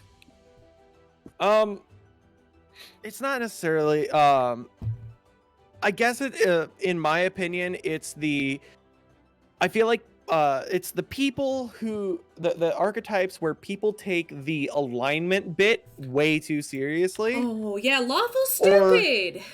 Lawful stupid, chaotic stupid, Chaotic and then random. Yeah. also and chaotic asshole. Oh yeah, yes, I am the chaotic good character, and if you do anything that can be perceived as neutral, my character will fight you and try to kill you. It's like, wait, what? Yeah, that's not chaotic good, my good bitch. Oh, Also, neutral, I don't give a fuck. Like, it's like, why would my character care about this? He's neutral. It's like, well then. Oh yeah, true. Fucking hate. I used to hate neutral Like- characters as a direct result of someone not saving the party because they were like, oh, I'm neutral. Why would I give a shit? Why did you make a character that doesn't give a shit? Homie, this is For a while, I've actually hated the alignment chart, but it's like Oh, it's stupid.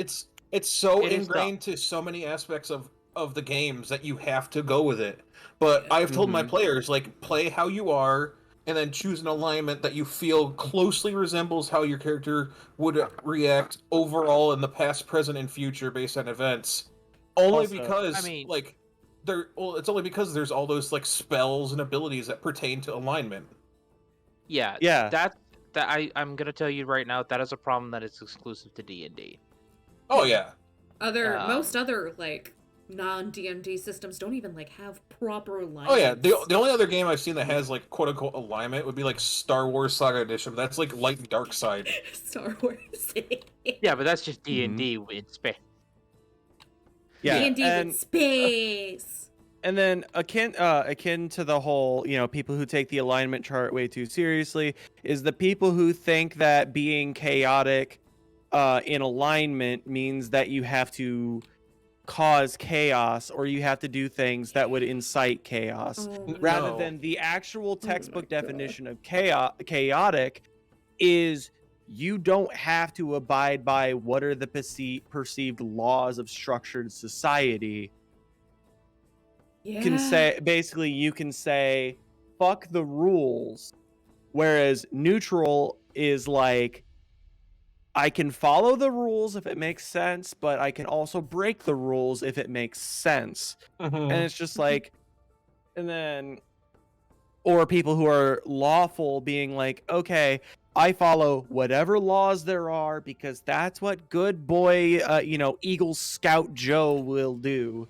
Yeah. And it's just like you're in and not paying any mind to the fact that the lawful part of them is about their own abiding by their own code of ethics and conduct. However, that is evil, Yeah. good, neutral, whatever. Like lawful would be like a police officer, whereas a vigilante would be the chaotic. And Yes. neutral would just like- be your average Joe Schmo who, generally they follow the law, but they pirate a lot of music. So Or I they always- jaywalk. The definition that I always give for the difference between law and chaos has to do with how you look at the status quo. Oh. So law goes from the standpoint of trying to enforce that status quo as much as possible. So they're the guy who's like, if they're standing near you and you're getting ready to do something that would be against the rules, they're like, hey, you shouldn't do that. And chaotic, a chaotic person would be the type of person who's like, oh sweet, let's also do this shit. while you're at it. It's like, Mm. hey, Oh. you're getting ready to do arson? Let's do double arson. Or Oh, you're about let's ready to burn burgle down the the place orphan- and then set it on fire. You're about ready to burn down the orphanage? Hey, I got an idea. Let's also hit up the town square. Yeah, no, shit like that. Like, Closest I've seen is World of Darkness doing the more rally thing, or if you murder in cold blood, you gotta roll to not go insane. Yeah, that's actually part of another system for a game that I play called Cyberpunk Red, which is Yep. like it's the 5e version of Cyberpunk's 2020, which would be like 3.5. 2020 was very chaotic, but Cyberpunk 2020 Red also is had, very very streamlined and stuff. 2020 was also like was what Cyberpunk was like for people in the 80s. So you still Yeah. had like you Yeah. had like microfilm and whatnot. Yeah, this is after the corporate war in the 2040s. But they have a thing called humanity, and if you see too many things or get too much cyberware or experience too much hardship, your humanity can fall until you eventually fall into cyber psychosis and insanity and stuff. But there's no actual morals or what would you call it? Like alignment. Alignment, yeah, Mhm. alignment chart. Yeah, there's no alignment in Cyberpunk Red. It's literally like, oh, you're a solo who has seen some shit, so maybe seeing a guy get his head blown off won't affect you, but seeing like mutilated remains of a child from a gang war might. But yeah, So as a side note, Mhm. I love those Mimi alignment charts where it's like, oh yeah, if you just eat a normal sandwich, yeah, that's like neutral good on the sandwich chart, but it's like if your definition of a sandwich is like, let's say, a bottle of mustard between two hot dog buns, God help you. I love those kinds of Mimi alignment charts. The Batman one is my Yeah. favorite. The Chaotic Batman. evil. What kind of guy would kick a man trying to eat ice cream? but Yeah, and yeah.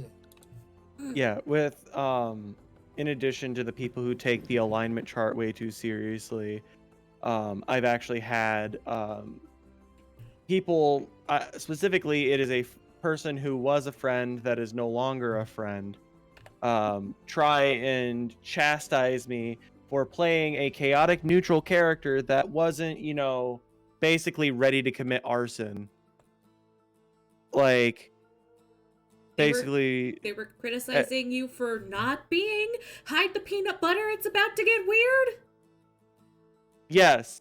They were just like, you're Fucking playing a whack. chaotic neutral character and you've not done anything chaotic. And I'm like, you realize that I don't have to incite chaos to be chaotic on the alignment chart, right? I'm out for myself and what I perceive to be valuable to me. I don't have to burn down a fucking town square or, be all gung ho about, blowing up a temple or like, I just want shinies and to Or hold a church and bell. keep the people near me. Yeah, keep the people near me safe. That's not. I know, because it's like, everybody's always like, oh, chaotic neutral, watch out for the people who play chaotic neutral, because they'll fucking steal your kidneys and replace them with wild badgers for no reason, woo! And it's like, the fact that you got criticized for not doing that is just fucking baffling. Yeah, it's because I was playing to a very technical very technical, like kind of the loose cannon plays by my own rules and only does what I want because it benefits me. Yeah, because that's exactly what chaotic means. Yeah. Yeah. And instead it was just like, oh, you're not burning down orphanages and trying to steal dinosaurs from people, because in Cholt there's fucking dinosaurs. Okay. Yeah, there's dinosaurs and lots of disease. Sounds like Ark. So, yeah, basically it's Ark, the area. If Oh, you play a yes. Warforged, you are so well equipped in that for that area because you're immune to disease. Mm-hmm. But yeah, that's just like, I remember, because one of my very first proper D&D experiences, I'd played tabletop games before, but this was my first experience with D&D itself, you know, the big boy on campus. I played a lawful good paladin, and I know the kind of reaction that incites from most people. I too had been familiar with the memes even before picking up a player's handbook. And so I was like, okay, so this one incident, there was like this guy, there was like some kind of magic, taint, plague, corruption thing going around, and they found a child who had it, but the child wasn't like, you know, evil and trying to kill shit, and so I was like, I'm going to decide for myself that, by my own definition of lawful good, if this kid hasn't done anything wrong yet, let's not punish him for crimes he hasn't commit. Otherwise, we're no better than the fucking taint monsters itself. So she bricked the guy trying to kill him over the back of the head and dumped him out the back of the wagon, because they were all traveling together in the same wagon. She was a good girl. Mm-hmm. But yeah, I remember that character fondly for numerous reasons. She was lawful stupid, but not because she was capital letters lawful stupid. She was lawful and also just a complete dipshit of a woman. Like, she walked into a dark room where there was probably a monster, and she was like, hello? Who's there? And then she got eaten. But she lived. It's okay, she got better. I always like to play my paladins as just like the disappointed dad. Mm-hmm. She was lawful good and a dumbass, independent of each other. Exactly, Coffee Bean. The But yes, Ravnica campaign. what is next on the docket, good sir? We have the topic of backstories. Because we're, you know, I think every character created needs a backstory. So, how do you guys do your backstories? Do you go for like an epic tale? Do you go for a humble beginning? Do you try to make it personal? Do you try to make it integrated into the story before you actually make the character? Or do you try to make it integrated like after a little bit? Or do you even go as far as like talking to another player and have both of your characters integrated in each other's backstories, such as like siblings or long friends or something like that? For me, actually, it's a mix, really depending on the scenario. A lot of times, unless a DM specifically says that you don't want, don't like spoil your guys' characters to other people because I need it to be a surprise. Usually, I like talking just to make sure there's not a ton of overlap in like, I know that specifically with like 5e it's not super important to you know, have your, you know, your MMO, your tank, your DPS, and then your healer. Yeah. You know, you could theoretically have a party of, you know, you could have a theoretical party of 5 clerics, and call them the Amen. And I mean, the good player I have is also running a campaign that I'm in with him, and our literal thing is I'm a druid, obviously. One player is a rogue, and the other 3 are barbarian halflings named Brock, Chalk, and Grok. Huh. love that. And they're all part of like this weird little like barbarian tribe, and it's like, this is our party: 3 barbarians, a rogue, and a druid. Mm-hmm. And but with backstory, a lot of times, actually, I like figuring out I'm gonna roll my stats, and I want to find my class first, because even though I'm not very big on min-maxing, I do like, you know, tailoring my character to my class, my stats to my class.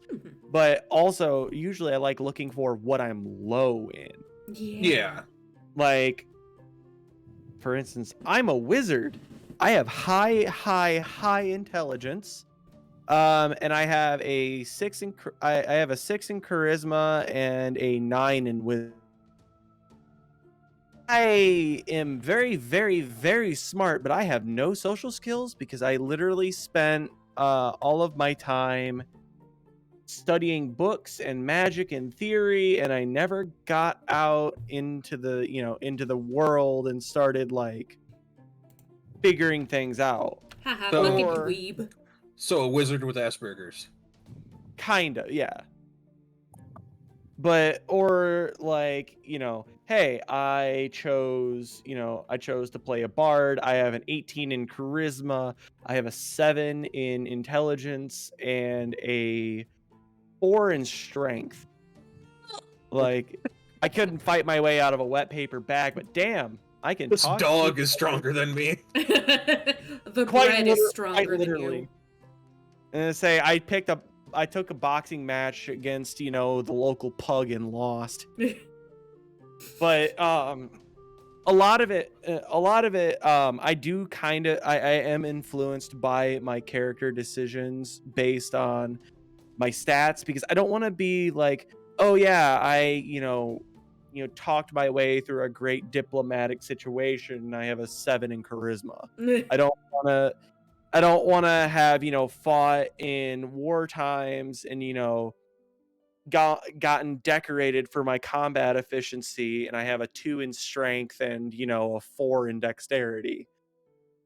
I want my character's backstory to make sense for how my character is set up, but also oh god and then also depending on what level we start at. Like, something that I noticed that way too many people do is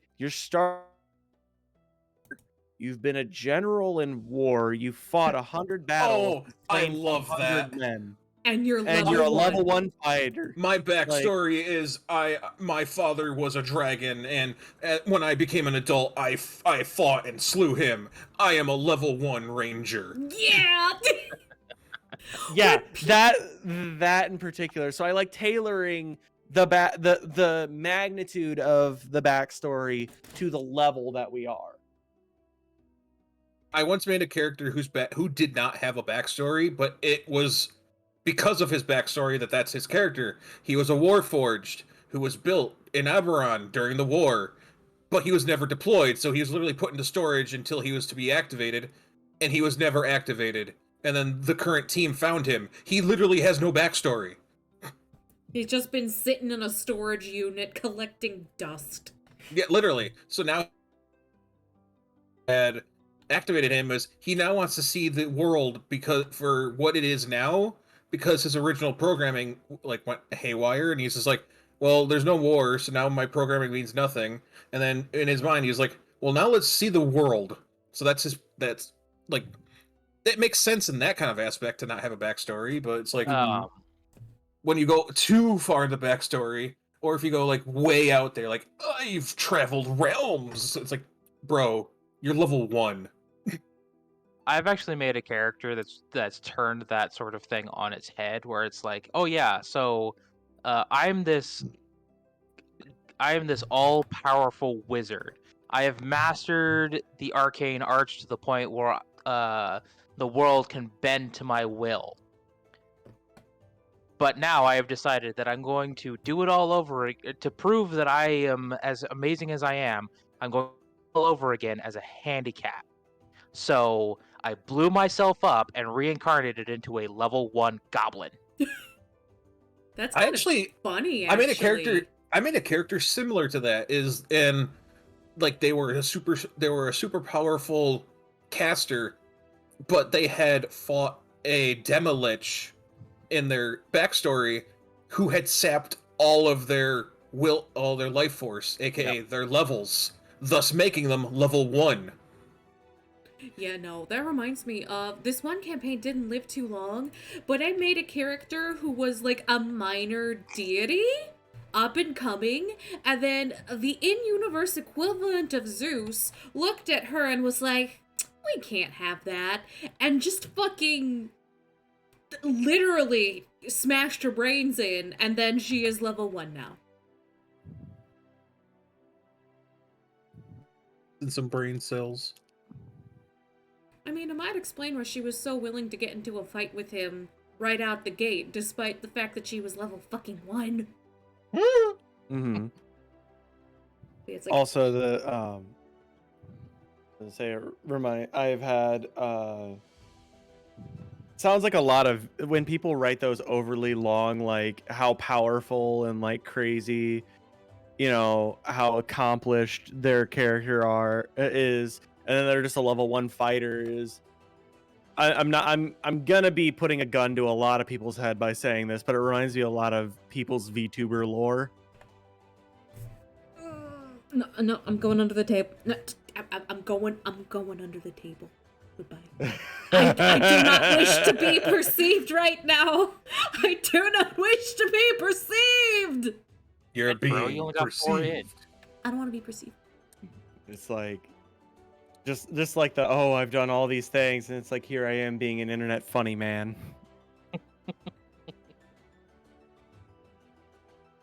I'm in this post and I don't like it. Coffee says, I'm just remembering backstory-wise, I tend to make funny, haha, silly characters, and then make them sad. Accidentally make them sad. I only did that once. Usually when I make them sad, it's on purpose. But one time I was like, I'm gonna make a light-hearted character who's a ball-jointed doll who wants to learn what it's like to love. And then I made it horrifically sad. It was great. Listen, when you hear the other players in reaction to something you say go, no! Yes. No! I No! love that. I live for that. Oh. It's like the dopamine just soars off the charts. What about the opposite end of the spectrum where the player's backstory is in the hands of the DM because they have amnesia?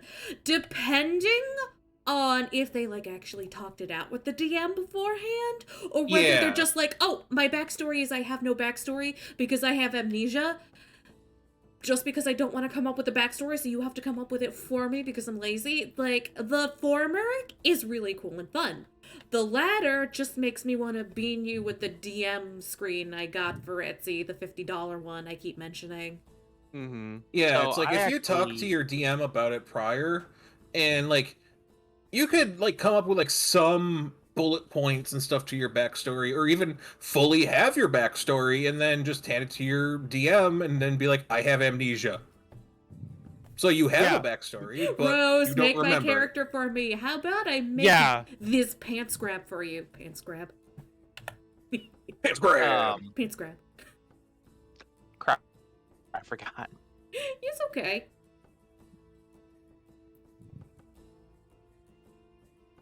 Oh, no. okay. Yeah, sorry, I just remembered. Oh yeah, you're good. I was actually involved in a Pathfinder game recently that didn't make it even to session 1, but which that does sometimes happen. Anyway, It happens. but the character that I made for that, I was able to get this template for it because this is Pathfinder, where my whole deal is I have a supernatural ability to lie. And as part of that character, I was a changeling with disguise self. I think it was 3 times per day. So literally, I go to my DM and go, I don't have a backstory because anything I could tell you 10 different things, and they'd all be true, and they would all be a lie. That just sounds And confusing. he rolled with it. I'm confused. Basically, I didn't have a backstory for that character because I'm a different person every 3 hours, effectively. Interesting. So nothing from my past could ever come back to influence me for whatever reason. Unless someone was following you. They would have to be really good at trailing people if he's literally changing who the fuck he is every Who knows? few Maybe hours. maybe it's a league of a shapeling like hunters or something, I or thought maybe you were it's a about to say powerful wizard. League of Legends, and I was about to brain you. I'm going to throw you. Let me hold up. I can throw myself, actually. I throw myself. Yeet. Oh my god. Amazing. You have no legs. I have no legs to hold me down. But yes, we actually have our next topic, which I think you guys will all enjoy. Mm-hmm. Starting with Kinzereth. What is your most memorable character that you've created? All right. So, do we want to talk about Kinsereth or do we want to talk about my non-Kinsereth character? Because they're I'm asking you, what is your most memorable character? I'm gonna say my number one most memorable character is definitely Kinsereth, the character that I literally have my VTuber name from. I've made 4 different versions of her because I love her so much. First version of her was made when I was in high school. She's a tiefling, arcane trickster rogue. And she had what's called pragmatic language impairment. And I think I explained that a little bit earlier. Yeah, with the Basically, bracelets and yeah. stuff. Oh no. That's when she's mute. This one is where this is the one where when she's talking, her brain gets ahead of her mouth, but then her mouth skips to where her brain is. So she'll skip like entire chunks of sentences when she's saying stuff. Oh, I've done that. I've fucking done that. Yeah, PLI is an ADHD thing. Well, And, look. Obviously not everybody deals with it, but that is a very much an ADHD thing because of our brains moving faster than us speaking. Mm-hmm. And that's also one of the reasons why I'll take and compose my sentence before I speak. Otherwise, Go fast. Yeah. So yeah, brain go brrrr. Brain like gotta go fast. Haha, brain go. But then I've actually made two of her other things is two of her other forms. They were both mute, and they had the same origin point of where she was an orphan. Her throat was slashed because paranoia and demon child by a bunch of drunks saved by a priestess, and then and then this is where the paths diverge, where on one hand there's one where even though she was saved by the people in the church, a lot of the other orphans also did not like her because she was again a tiefling in a very non-tiefling area. Like they were seen as very ill omens and stuff. So she ran away, and in the process of her running away, met a traveling wizard who was gruff and coarse, but took her in and started teaching her magic. She's a wizard in this one. The other path is she stayed with the church, but she wanted to find a way to express herself because she couldn't speak.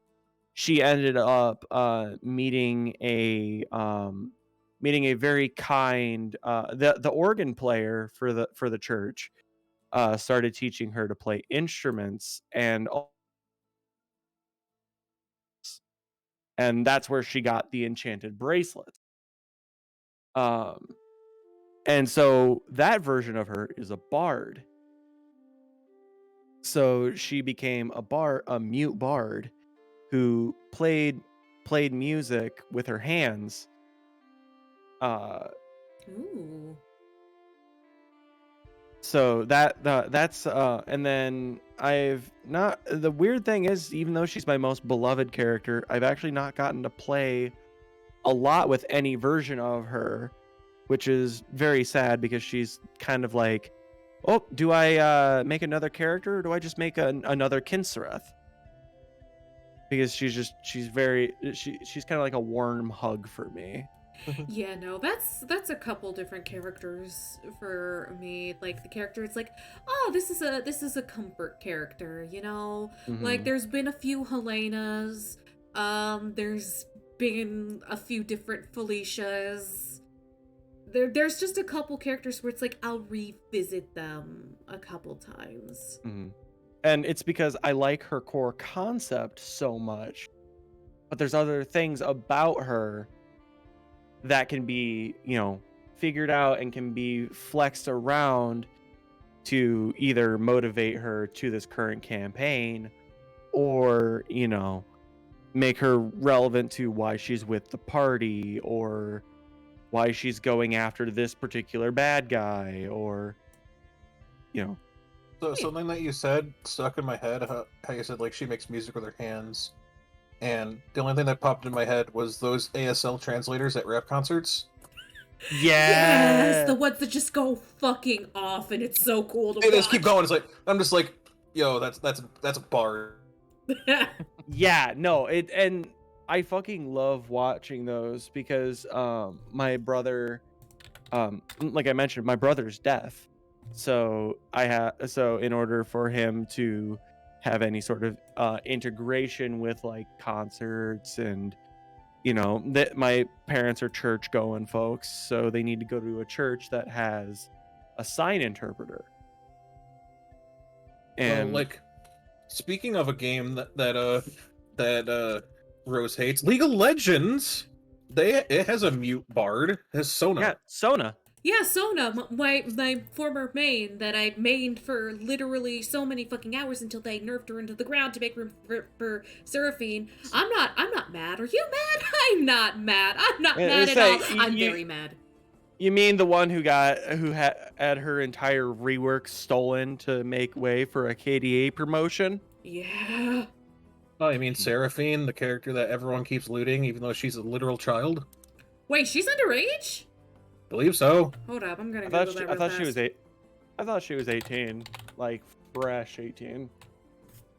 That's still creepy. I'm not mad. I'm furious. Hold up. Yeah. It's like, oh, hey, the moment you turn 18, I'm gonna get that. It's like, that's creepy. Yeah, that's still predatory. It's but that's why I hate the whole.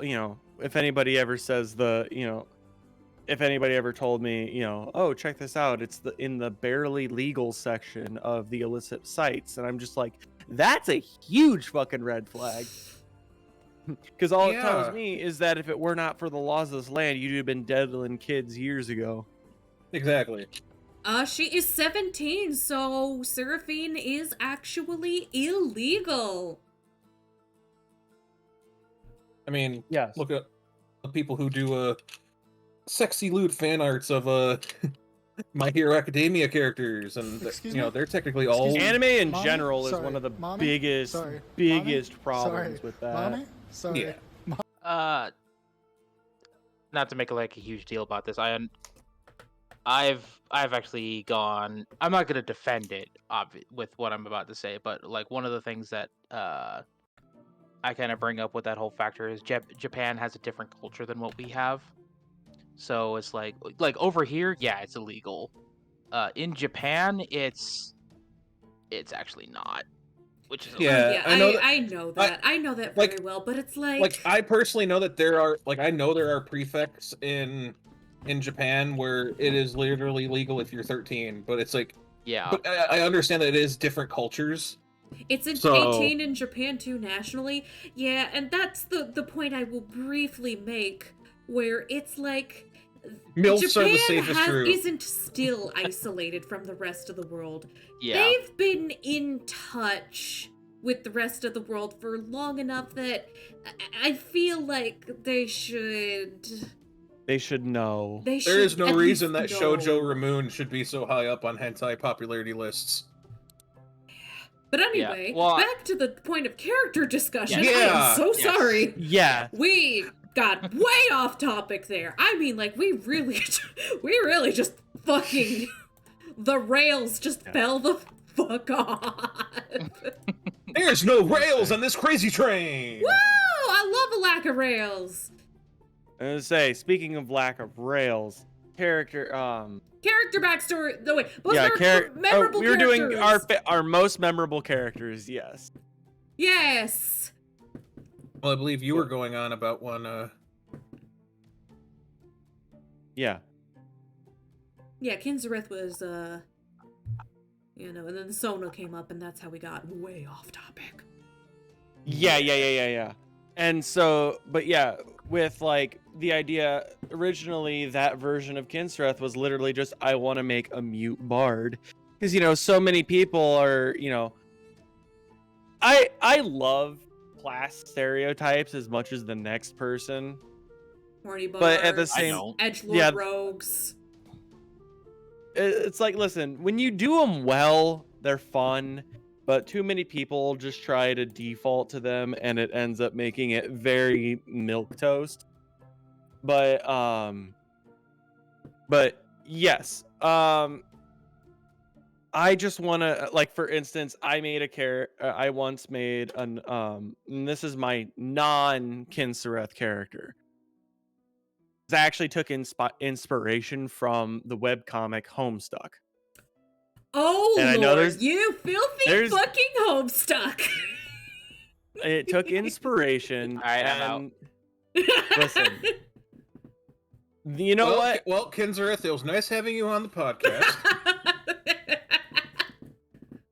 Yeah. So this character on the exact end of this opposite end of the spectrum, while still being a bard, was a College of Valor bard with he took a feat in having a familiar that was a crow. He was partially inspired by the character Dave Strider in Homestuck, who on the exterior just looks like he's this very cool, calm, collected, looks like he would be super charismatic and yeah, got his shit together, but he actually deals with a lot of chronic anxiety, and his particular form of barding is slam poetry. Ooh. And so my whole shtick with him was, anytime that I used vicious mockery, it had to be in the form of effectively bars. Like I was spitting bars of insults. That's so cool. Actually, that's really fucking cool. And so anytime that was the thing is, but the thing is, he also deals with crippling social anxiety. And so when confronted with complex and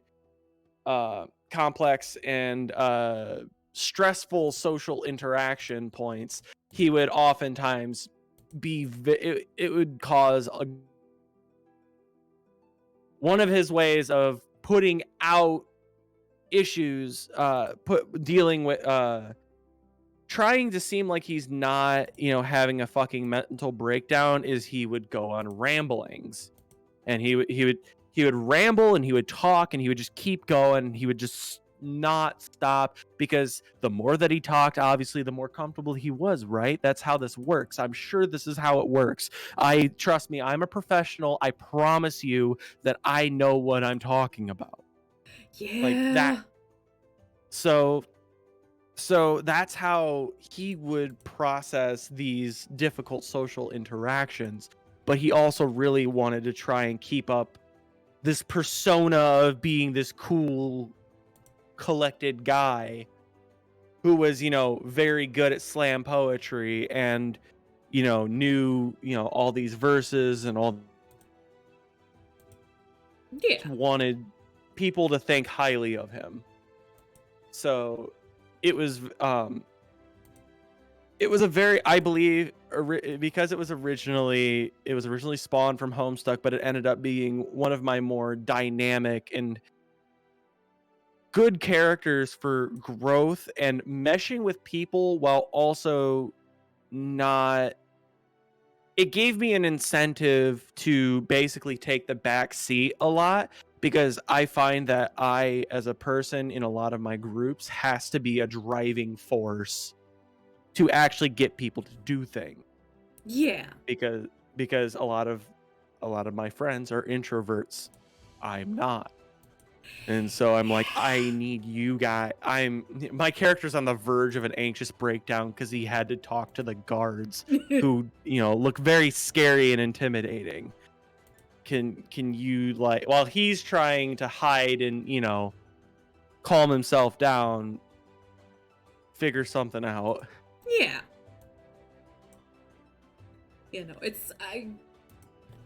I'm very guilty of making characters who are accidentally spotlight hogs.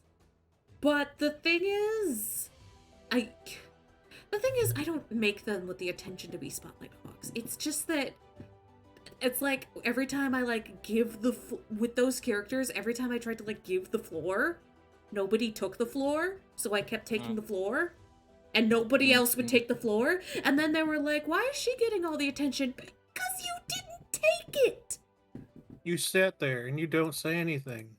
You sat there and twiddled your thumbs. Yeah, it's Yeah, like I'm not bitter about my player. I'm not bitter about those players getting all of that. I'm not bitter at all. Bitter? What? Me? No. It's just like, I want you to have a part in this, and I'm trying to give you the chance to take it. But the problem is you're not taking it, so I end up having to do it. And some of it is partially because of, said ex-friend who was like, basically, the previous, this person previously would be like, oh yeah, when it would be like, okay, I ask the dungeon master, hey, how does this work here? Person would jump in completely unprompted to be like, actually, it works like this. And it's Homie, like, are you the dungeon master?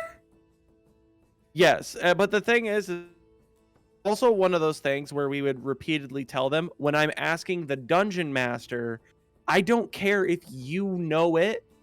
The dungeon master is who has the final say, and that's who I want to talk to. Or I'm trying to ask somebody else at the part. Like, I would sometimes ask, like, hey, do you do this thing, or do you like? And then that person would chime in, being like, yes, they can do that. Oh, and I'm not just only like, that, but you also may be like, so, Dungeon Master, what does my character know about this monster? And then the other person would be like, well, does this, and basically just rambles off their monster stat block. Whereas the Dungeon Master probably would not give them all of this information. It might just tell them vague clues about what they can do or stuff like that. Whereas this player, I'm getting the feeling, would just be like, what is this Hydra about? Sorry. Ugh. And it's like, oh, well, you see, this Hydra, if you cut off, if you use slashing damage, it's like, but that doesn't, no, what does my character know? Yeah, it's we're trying not to completely metagame here. Yeah, and so because this person had such a vast knowledge of D&D stuff, in their mind, it was because they were trying to be helpful, but we told them that it doesn't come off like that. It comes off as you're being a backseat DM and also removing chances for the social aspect. They were also well, it's also meta knowledge as well. Yeah. And it's like, we're trying to talk to each other. You aren't the center. No. And it goes back to the spotlight hog. So I feel like a bunch of the other players, when they were trying, not saying anything, it's because for a long time they were conditioned to not say anything because this person just kind of said stuff. And I was the only other person who was vocal enough to be like, hey, how about we do this? Yeah. And so we removed them from our friend group later for unrelated reasons, very legitimate ones, Oh, but yeah. nonetheless. That reminds me of the we call him the 3-star guy. The And- 3-star guy. Yes, basically we were starting a Pathfinder campaign, and this is one of the he was like Vitreous, where he was a metagamer, but Vitreous is the good meta is a good like min-max player, where he just does it for himself. This guy was literally trying to dictate how everyone built their characters and how everyone did everything because you're not playing your character right.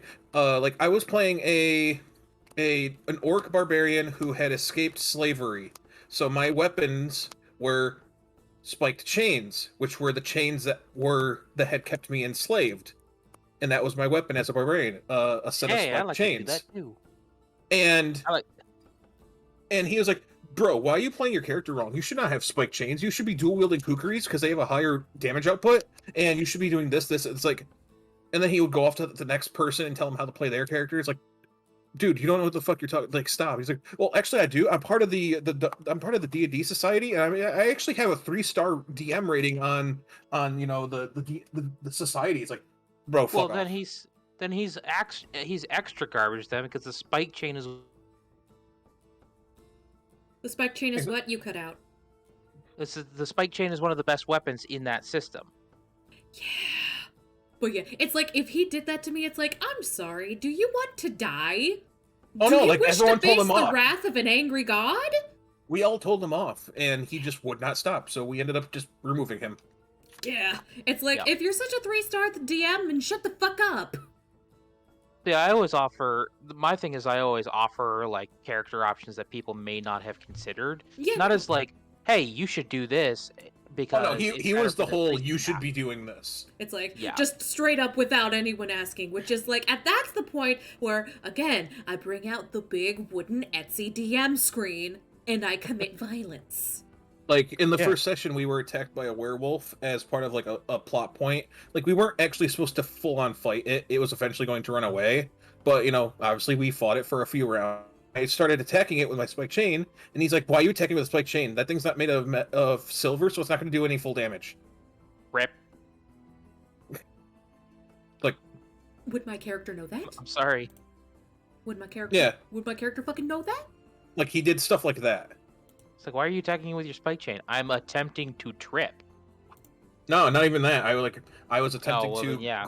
I was attempting to grapple it and then wrap the spike chain around its mouth. Yeah. See, that's that still too. fucking handy. Like, yeah, it's not silver, but like, if you keep him from biting anyone, that's good. Yeah, And then or I like, got bit. Listen, I have a spike chain and combat expertise. I am a god. yeah, like with my with that warlock I mentioned earlier, I went packed the blade, but instead of having like a sword or a dagger or anything, I had a whip. Whips, quite frankly, aren't that good. They are objectively garbage. Yeah, they're I'm sorry. kind of shit. Yes. I love them, but they're kind of But- shit. But I also got I also ended up using it for utility a lot, which was really Mhm. funny. So like because we were in a jungle, I used it often to like I would use it to basically turn into a climbing rope Ooh.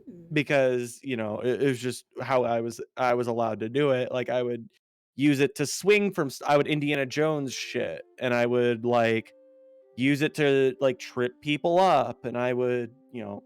it's just because, on paper something is objectively bad in terms of, raw damage does not necessarily mean that it's a bad thing Yeah. flavor-wise and narratively. Yeah. Because you can have a lot of because the thing you don't have to have all of the matching stats and all of the good rolls on your items and 100% efficiency in what you're doing. Yeah. If it makes sense, like not everybody's gonna make that one monk that can move like 10,000 feet in one turn. Like, there's just no reason.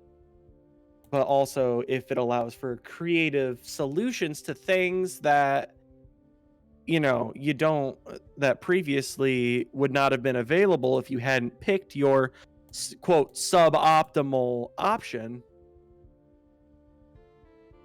It's just I'm sorry, I just lost my train of thought. Oh, you're good. No, you're fine. Sometimes the Oh, train of thought just yeah. derails. There's a reason I put the ADHD tag on this bitch. Yeah, but the whole thing is just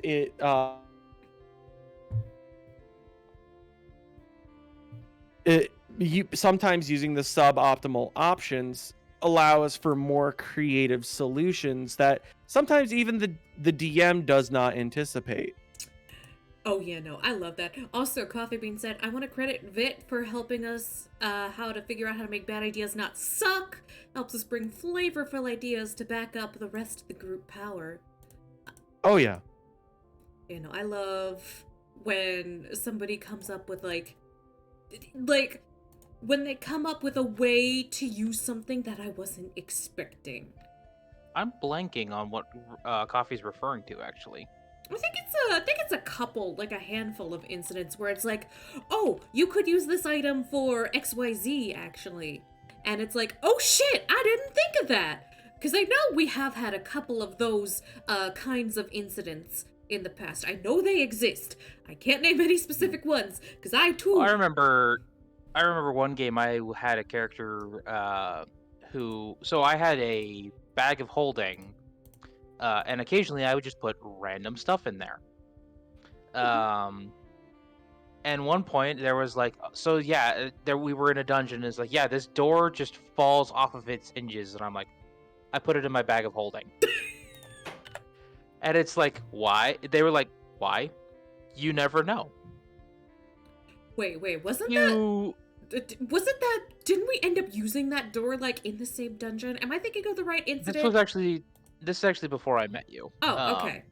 So I was thinking of something else with the door then. But yeah, there was a point where it's like we were involved in a chase, and then there was a point where it's like, yeah, so there's a river that you guys will have to cross. It's rushing too fast for you to be able to swim very effectively, and there's no wood nearby. And we're like all trying to go through our character sheets, trying to figure out what we can do. And then all of a sudden, I immediately just like perk. I'm gonna go, I have a door.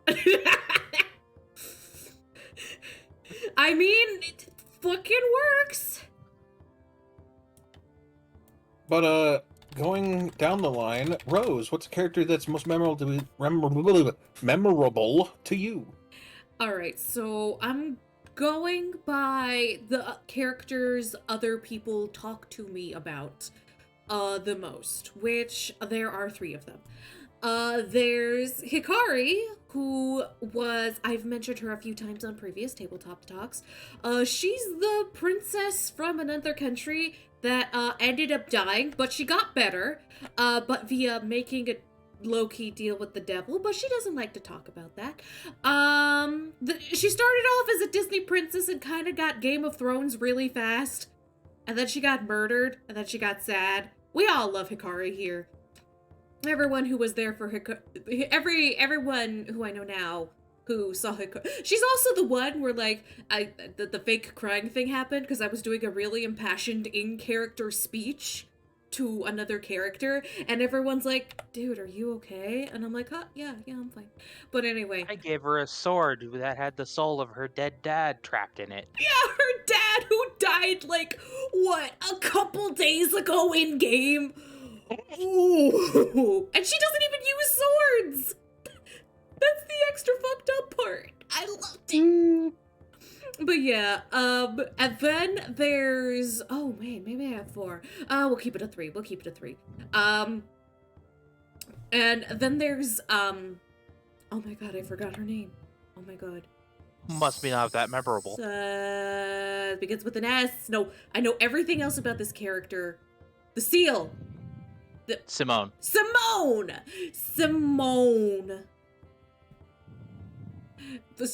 Didn't she use a massive gold book? That was Hikari 2.0. I tried to bring her back. That campaign didn't last very long. Anyway, Simone was a changeling. This was a changeling game.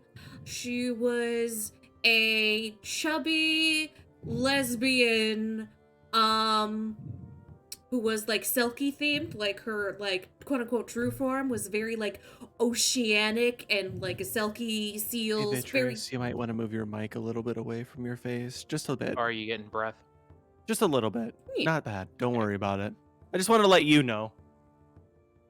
Anyway, so and the thing is, her keeper themed himself after like Christian God, and she grew up heavily Catholic, so she had that internal conflict just going off in her head like 24 fucking 7. She had 2 girlfriends at one point, and then one of them died, and the other one just kind of fucked off after the campaign, which I found out about at the start of the sequel campaign, and I'm like, well, shit! She didn't even get to keep either of her girlfriends! What the fuck? Yeah, Simone was an absolute shitposter. She was also, I think, the only non-white character in the group. She was Mexican. And so whenever one of the other characters made, like, a really stupid horror movie, like, decision, she'd be like, you white people are so fucking dumb. Which, to be fair, we are. Says the white girl. And she was also happened to be a swimmer before she was abducted. So even afterwards, she just became like a mundo amazing swimmer. And she ended up killing an entire army with like a tidal wave at one point because she gained like an artifact of power. But she will always be my chubby little shitpost Simone. The third one that I keep mentioning is Frida. And I almost wanted to put Helena here, but she hasn't been in enough campaigns. She's only memorable to me because I used her in a lot of Form RPs. Didn't she learn bloodbending? Yes, Simone learned how to do bloodbending. She could do the squishy, squishy bad noise. Anyway, so Frida, she was the asshole character that I mentioned. Like, literally the DM approached me and he was like, I want you to make an asshole. And I'm like, oh, gee, I don't know about this. Are you sure? And it's like, yes, make a dick. And I'm like, okay. So this was based on the universe of a book. So she came from, like, the equivalent of, like, the Viking North, except they were, like, ruled by this, like, tyrannical god king. Like, he literally called himself the God King. And they were all, like, they had this dark magic, and they were known for being dicks and invading people, like, nobody liked them. So I made her, like, she was one of the God King's generals. So she was infected with, the little parasites that gave her the evil magic, you know, the ones that threaten to eat your brain, those ones.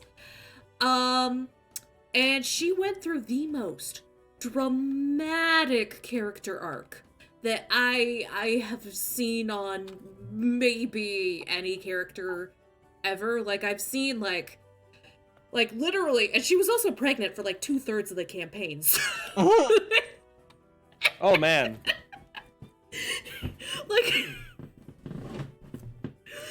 But yeah, she went through just, like, this whole dramatic-ass thing, and it's just, like, in terms of character development, like, where she started versus where she ended, I've never seen someone in person just have a character arc that long and dramatic and noticeable in a single D&D campaign.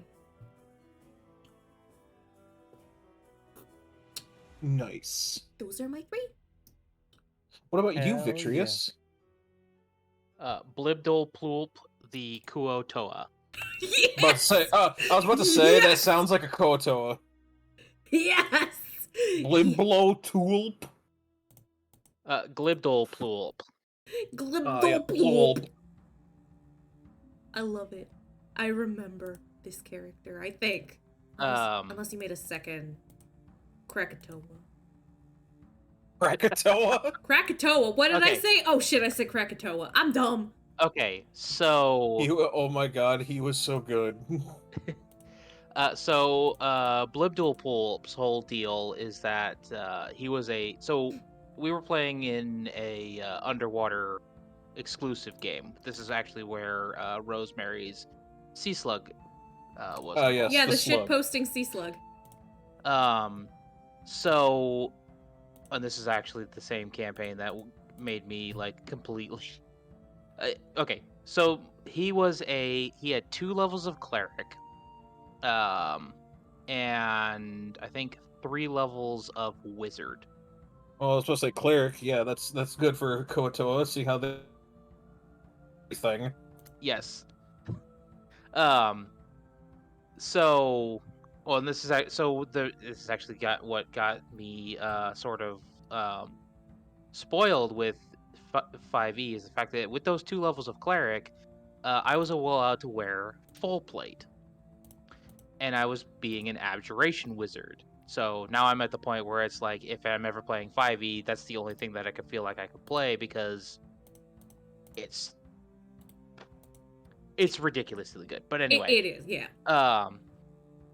So, but the campaign that we were in, there were, or like all of the gods were dead. Effectively, where we were at was sort of like in a non-magical limbo of the elemental plane of water. So literally, information is that he was going to make a new pantheon of gods. That sounds so Koatoa. Like, to anyone who does not know what a Koatoa is, it's basically a fish person, and their whole shtick is just praising everything as religious and super and godly. That's fantastic. I love them so in fact, much. their patron deity is it was a human statue that somebody stapled lobster parts to. Yeah, like there was a character who had fed. I don't know if was this you who told me this, Rose? Who fed goblins to a bunch of Koatoa? I don't think I remember this. I don't think it was me. Okay, so I was talking to someone, they're like, yeah, my character found a whole bunch of Koatoa who were some goblins and a hobgoblin, so they convinced the Koatoa to like just eat the goblins, and then all of a sudden their character was praised as a god. like that's how the Koatoa are. But yeah, like, so, the thing is that I based his voice off of Richard Nixon from Futurama. Jesus Christ. It was amazing. So literally every time I'm speaking in character, I just sound like this the whole time. And every time I would see something that would be so great and awe-inspiring, I would just be like, oh, it must be a god! We all Calm fucking down, Dick. lived for this. Calm down, Dick. We all lived for this. We're like, oh no, there's a giant ocean monster coming out of a crack in reality. We gotta is it gonna say the line? Is it gonna say the line? We were all just like, we loved it. It was great. Oh, I wish that game had gone on longer than it did. But, Oh yeah, no, me too. Because this was where I made the sea slug character, and just it was gonna be good, but just the DM was like, oh man, I bit off more than I can chew, which it happens. It really does. I've done it. Vitreous has done it. I'm pretty sure everyone who's ever DM'd any game ever has done it. Oh, what are you talking about? Biting off more than they can chew and just being Oh, no, like, I've never done that. Don't know what you're talking about. Horton, here's a punk-ass liar! Don't know what you're talking about. I've never done that. There were a lot of fun concepts, but yeah, it was his first game, so he went, oh shit, I'm not ready. Yeah. Mm-hmm. I would have just done like Zoidberg. Be like, hooray, look, it's a goddamn new god! Hooray!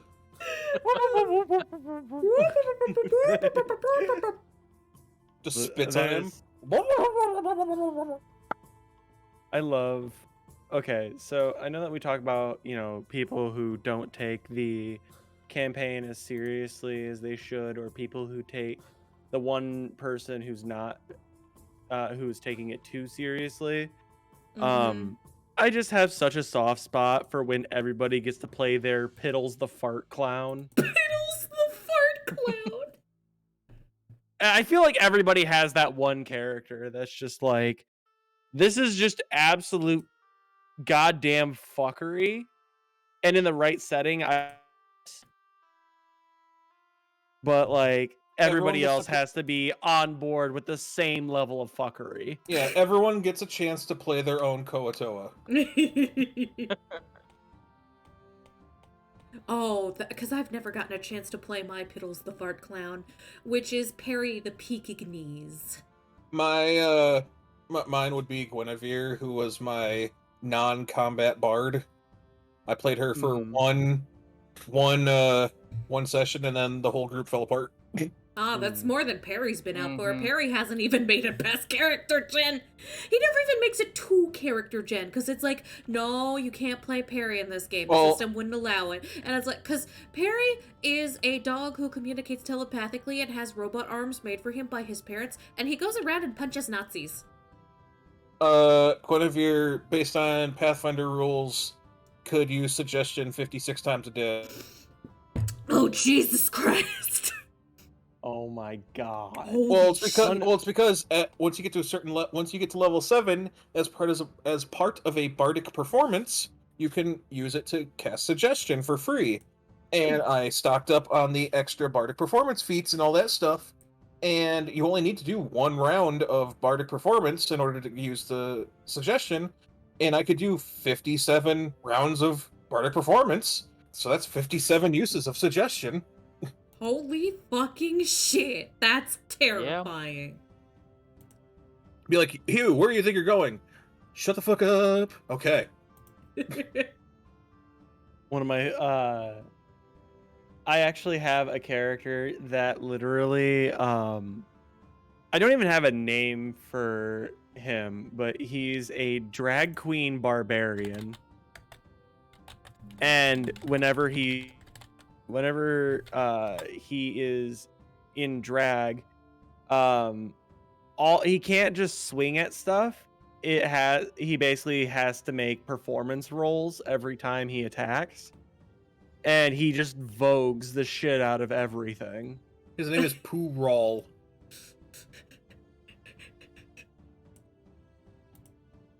His name is Pooh Rawl. That's amazing. But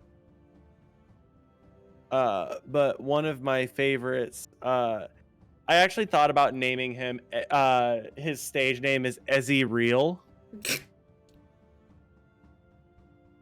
As a pun, because based on the fact that I mained Ezreal in League of Legends, but also playing into the phrase "Is he real?" Yeah, that's what I first picked up on. Okay. I want to take a brief aside because you guys have talked about playing bards. I want to give you guys an idea. So this is an item from one of the Dragon magazines for 3.5. It's called an ooze saddle. Ooze saddle. Huh. So what it is basically a hamster ball for you to sit in. And then you roll it into the core of a gelatinous cube. And then you use Perform Drum to basically imitate the vibrations of food in a direction. And the gelatinous cube will go in that direction. Oh my god, I know what I That's need to do in my next D&D. Fucking hilarious. That sounds ridiculous. I love it. Oh, I'm in love. I can hear Coffee Bean just losing his shit in the other room. We can hear it through the mic. We can. Yeah, but what about putting it into other slimes like puddings? Pudding. Basically anything that's able to hold its shape. Mhm. It can work on. Yeah. Keep in mind, This isn't Dragon Magazine, so it was official content.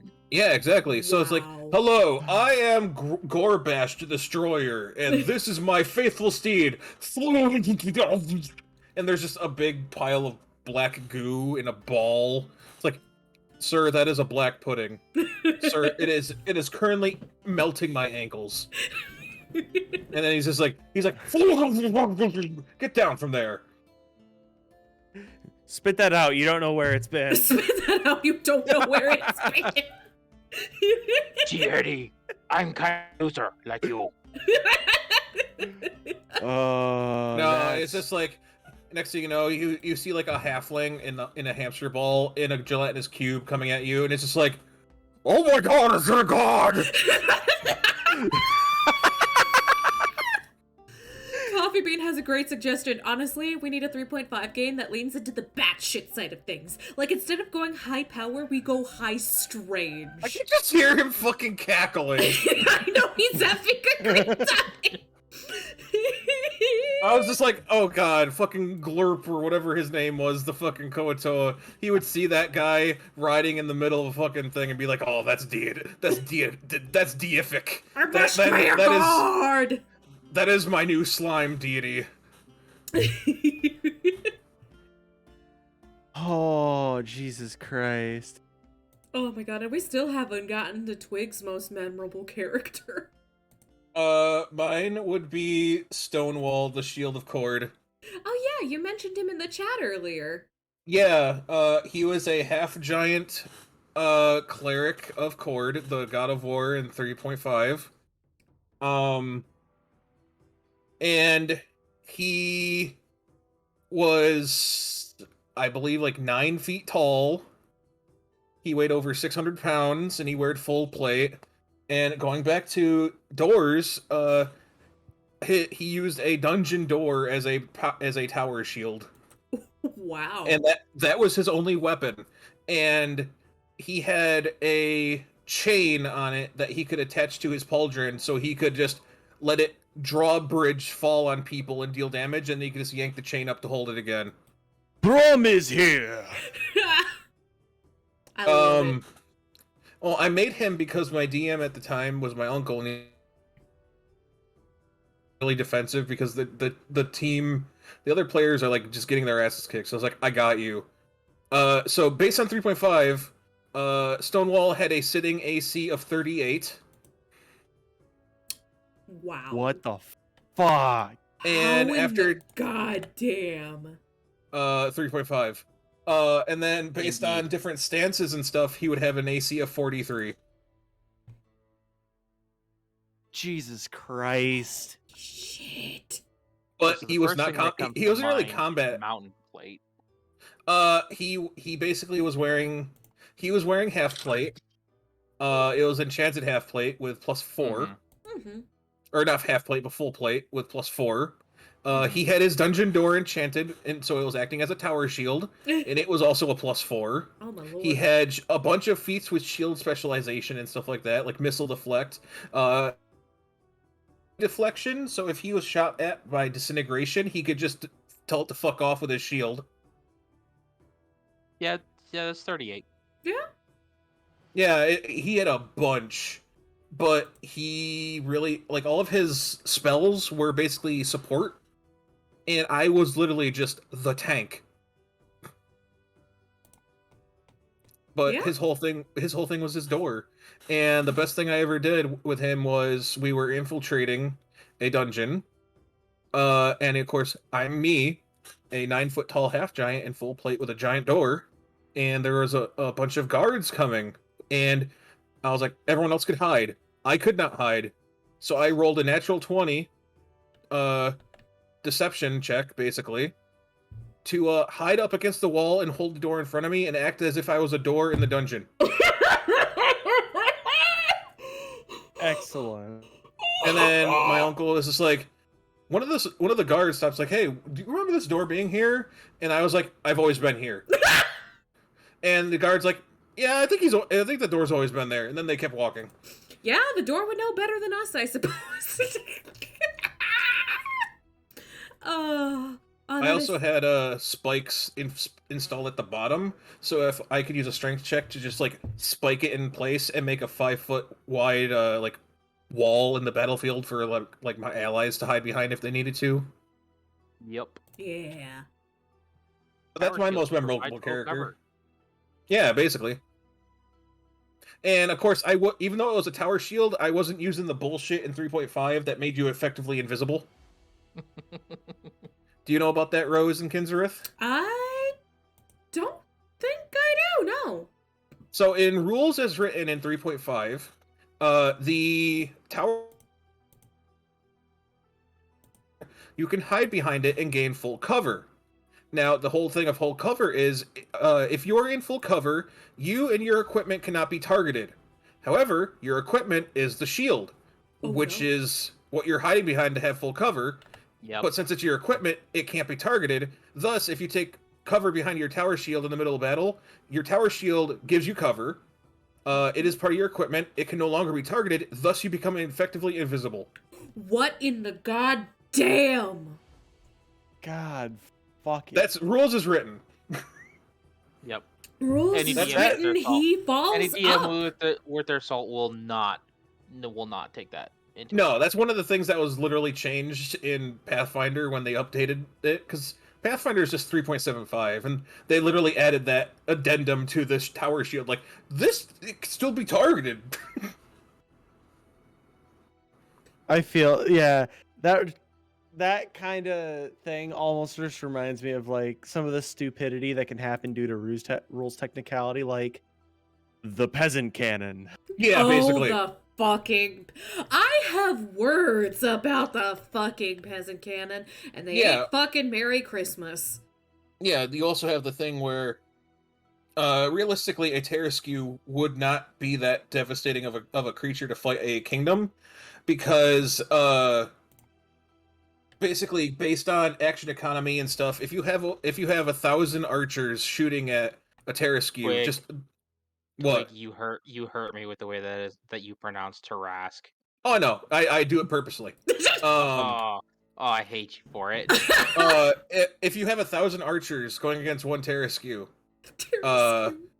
yes, the action economy and the amount of crits you would get compared to how much one Terraskew's attack would do, they would just obliterate it and keep it down enough where it could be dealt with. Patch notes: Tower shields no longer vanish. It sounds like a cyberpunk patch note. Tower shields no longer vanish from existence. Anyways, why don't we move on to the final thing, and The that is final our topic. chat. Yes, and that's our chat. So, chat, why don't you give us some questions that we can answer on the topics of character creation? It only works if the DM lets you use physics instead of rules and also doesn't understand physics. Yeah. Oh no, you wanna know what I do? It's like, oh yeah, so the peasant rail cannon works. But when you have the last peasant in this line, drop, You cut because out. that's how it works. That's how. Oh, stupid Mike. How's this? You're good. It's weird because it didn't drop out for me. Yeah, Weird. no. I Okay. was the only one who couldn't hear him, and So that means chat so can't yeah. hear him. Rules as written, you can pass the 10-foot pole down the whole line of people, but then the last peasant will drop it to the ground because rules as written, that's where it would end up. You just effectively made a super chain of Of dropping a stick. basically a super conveyor belt, if you will. Yep. A conveyor belt of passing along one stick. Congratulations. Yes, but think, if you have a line of all those peasants, just think, that'd be probably cheaper than getting the components for teleportation. Probably. Because that would effectively be teleportation. Yeah. Yeah? That's a lot of peasants. Yeah, but it's still probably cheaper. Give them each a copper piece a day. Yeah. But yeah. But yeah, So chat. tell us about some characters that you just want to tell us about. Ones that are memorable or funny or really bad. If you tell us about really bad ones, I hope you have I permission. thought this was the Q&A part. Yeah, this is Q&A. Oh, Q&A, sorry. Chat question. What's a system y'all are itching to try? I just want to play... Powered by the apocalypse. I just want to play a system that lets me play as Perry the Peacock Knees at long last. I just want to be a small Peacock Knees dog who punches Nazis. Is that so much to fucking ask? That depends. How do you feel about playing GURPS? I have heard so many plus and negative things on GURPS. Ever. This kills the unicorn. Tales of the Floating Vagabond, then yeah, we'll have to do that, because I'm pretty sure if I try to do the math needed to make a GURPS character, I will just return to unicorn right there and then. Listen, GURPS is not as complicated as you think it is. You keep saying that! Well, that's the thing, is that I did the bullshit thing of putting a modifier on a modifier that was modifying another modifier that was modifying a power. I have seen into infinity, and the devil is flipping me off. Oh, hello, Cocaine Overdose. Welcome to the tail end of our little discussion stream. But yes, one that I want to try is actually a system I wrote myself for Fallout. Oh. You know, I tried to write a system for Drakengard. It didn't fucking work. I wrote my own system over a 3-year period, and yeah. How did you figure out my name? I used a little trick called reading. I really want to play or run Eclipse Phase. Ooh, yeah, no, I've heard about that. So for those of you who aren't familiar with it, Eclipse Phase is it takes place in the far future where humanity is basically at the point where you just exist as a digital consciousness that can transfer between. If you've ever seen Altered Carbon, they actually get some of their inspiration from it. But you know, transhumanism, so it's more than just like, oh, you swap bodies. It's like, no, you can also live in a robot body. You can live as a rock crab that's able to withstand the atmosphere of Venus. You could be a whale that swims in the corona of the sun.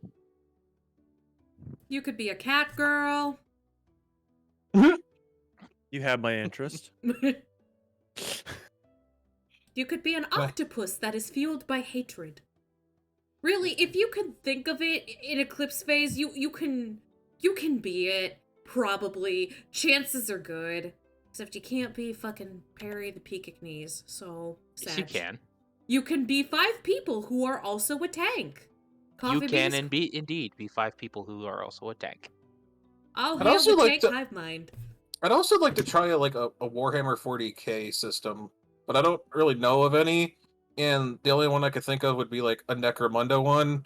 But that's not really, that's like not like Space Marines. I could be a hateful PS5. That's just a PS5. Yes.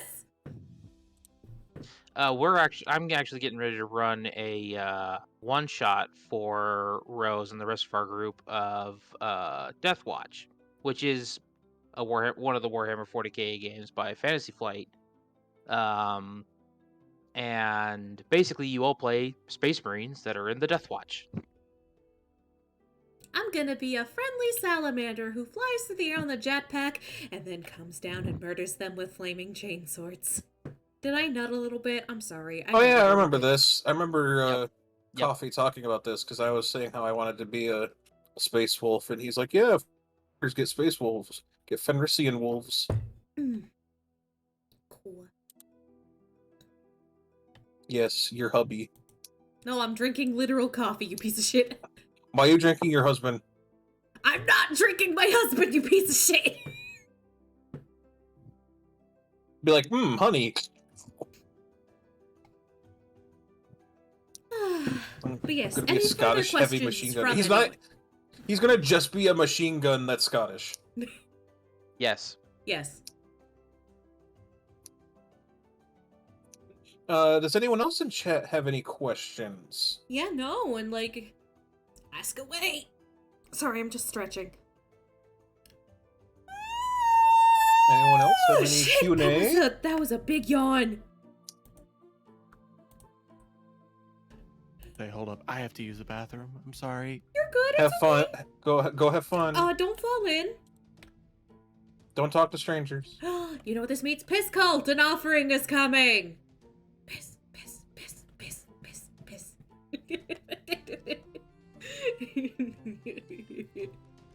Piss, piss, piss, piss, piss. But yeah, I just. But yeah, I have Is anyone else in chat? yeah, I just have a whole list of characters that I like want to play. It's just that Perry is the first one that comes to mind because he's like the first. He's like the UR example for me of like a weird character concept I've come up with. Cause have you seen a Pekingese dog? When you let their hair grow out, they just look like balls of fur with a little face. That is just, there is no thoughts in there. No thoughts, head fucking empty. They are the epitome of stupidity, and I want one to punch a Nazi in the face because it'd be fucking funny. Actually, let me come Mr. Rose for one moment. Oh, of course. No. But yeah, I also have a couple other characters. Hold on, let me get my Pinterest up because I keep my character concepts on some secret boards on Pinterest, so no one will be able to find them until it is time. Oh, hello, Mr. Coffee Bean. So since you keep mentioning Perry, I feel like I should show you the book that I remember got you inspired to make him, the system in question, and I want you to at least try and describe this cover. All right, I'm gonna try. Oh my god, is that a small twink domesticated cat boy? Is that a new god? All right, so the cover, I'm gonna try and describe it for you all. There's a man who is a dog sipping a martini very calmly. This place is in total chaos, so the fact that he's able to also, alcohol is poison for dogs, he's probably gonna die. The bartender who's like, I think he's cleaning a glass with his shirt, which is very unsanitary, but he looks like a gray, lumpy, muscled up space. What is this book called? Tales from the Floating Vagabond. There's an angry lizard man holding a bottle and threatening to bean someone over the head. He's very small. There's Indiana Jones, but like he's got like a snake man and an arm lock. His shirt's up so you can see his abs, and he's got a beer in the other hand. I have a question about what this red thing is. It's a lizard. It's a lizard man who is very small and very angry. Also, why is there a baby's fist? Oh yeah, the fist that's coming right for me, the viewer. Oh yeah, there's like a dead goat man on the floor. I think he's dead anyway. Oh no, he's alive. He's just on the floor drinking. And then another there's a guy underneath the dog man's foot. And he's also pissed off and just ready to punch. What the hell did I return to? I was asked to describe the Tales from the Floating Vagabond So, cover I'm looking art. at other covers of this series. What the fuck is this? Okay, so I can actually give you a little bit of a rundown on it. Basically, there's like a floating tavern in space, and people can come in from like any time and universe and grab a drink at it. I mean, like, anytime. Hence why this fucking Indiana Jones knockoff is here wrestling with a snake man. Basically, it's a game system that allows for literally the most character variety, well, second most if you count GURPS, which I'm not going to count GURPS because that would require acknowledging the existence of GURPS. I'm looking at a thing that let's see. There's a bunch of space Nazis doing a Hail Hitler salute, being run over by a space taxi that has a safari guy on the hood, who are looking at a space medieval king punching a space medieval guard in a fight while everyone is looking at what can only be MC Hammer tripping over a sleeping wizard and dropping a bunch of French toast. Yeah. Yeah. You all meet in a time-traveling bar. But yeah, like, literally, that's where talking about the system was where I came up with the idea for Perry, actually. Because I was like, I can be anything. And he was like, you could be anything. And I was like, I want to be a small fluffy dog that punches Nazis. Because really, that's the ultimate fantasy. And coffee has Exist me as a crazy. dog Listen, I and must be very punch careful with these Nazis. books. They're rare and out of print, and I love them. Yeah.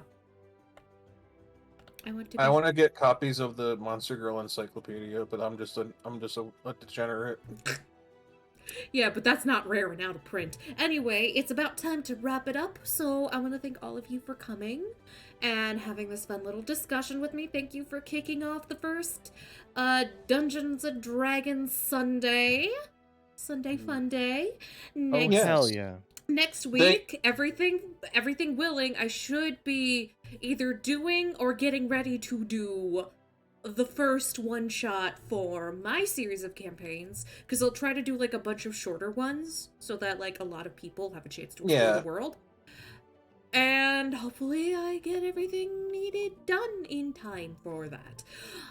But to the audience, thank you for coming. I hope to take care of themselves. Get some water, grab a snack, and I shall see you tomorrow.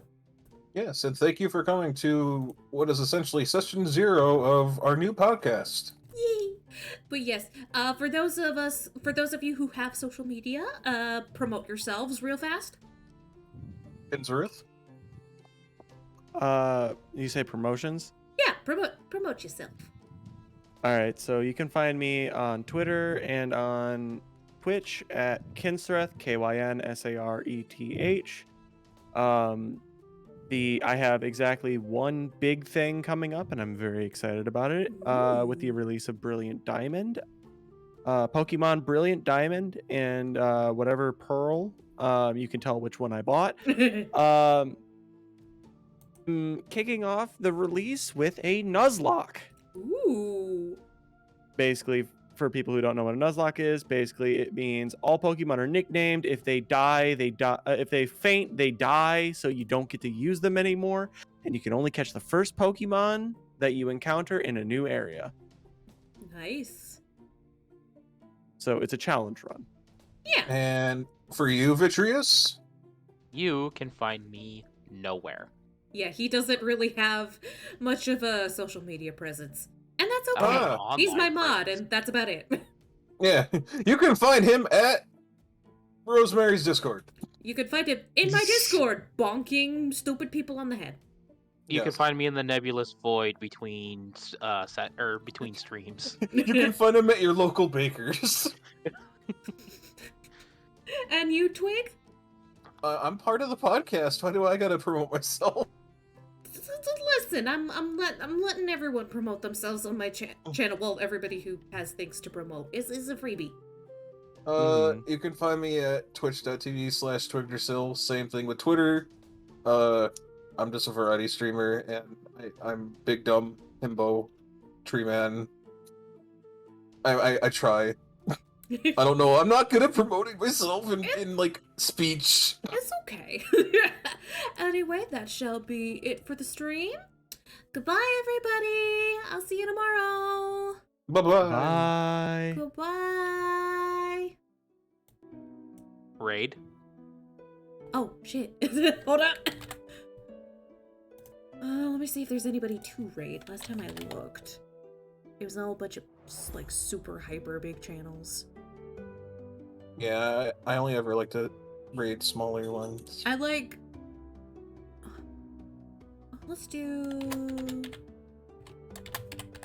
Oh, alright, I found one. Alright, I'll see y'all later. Bye-bye! See ya.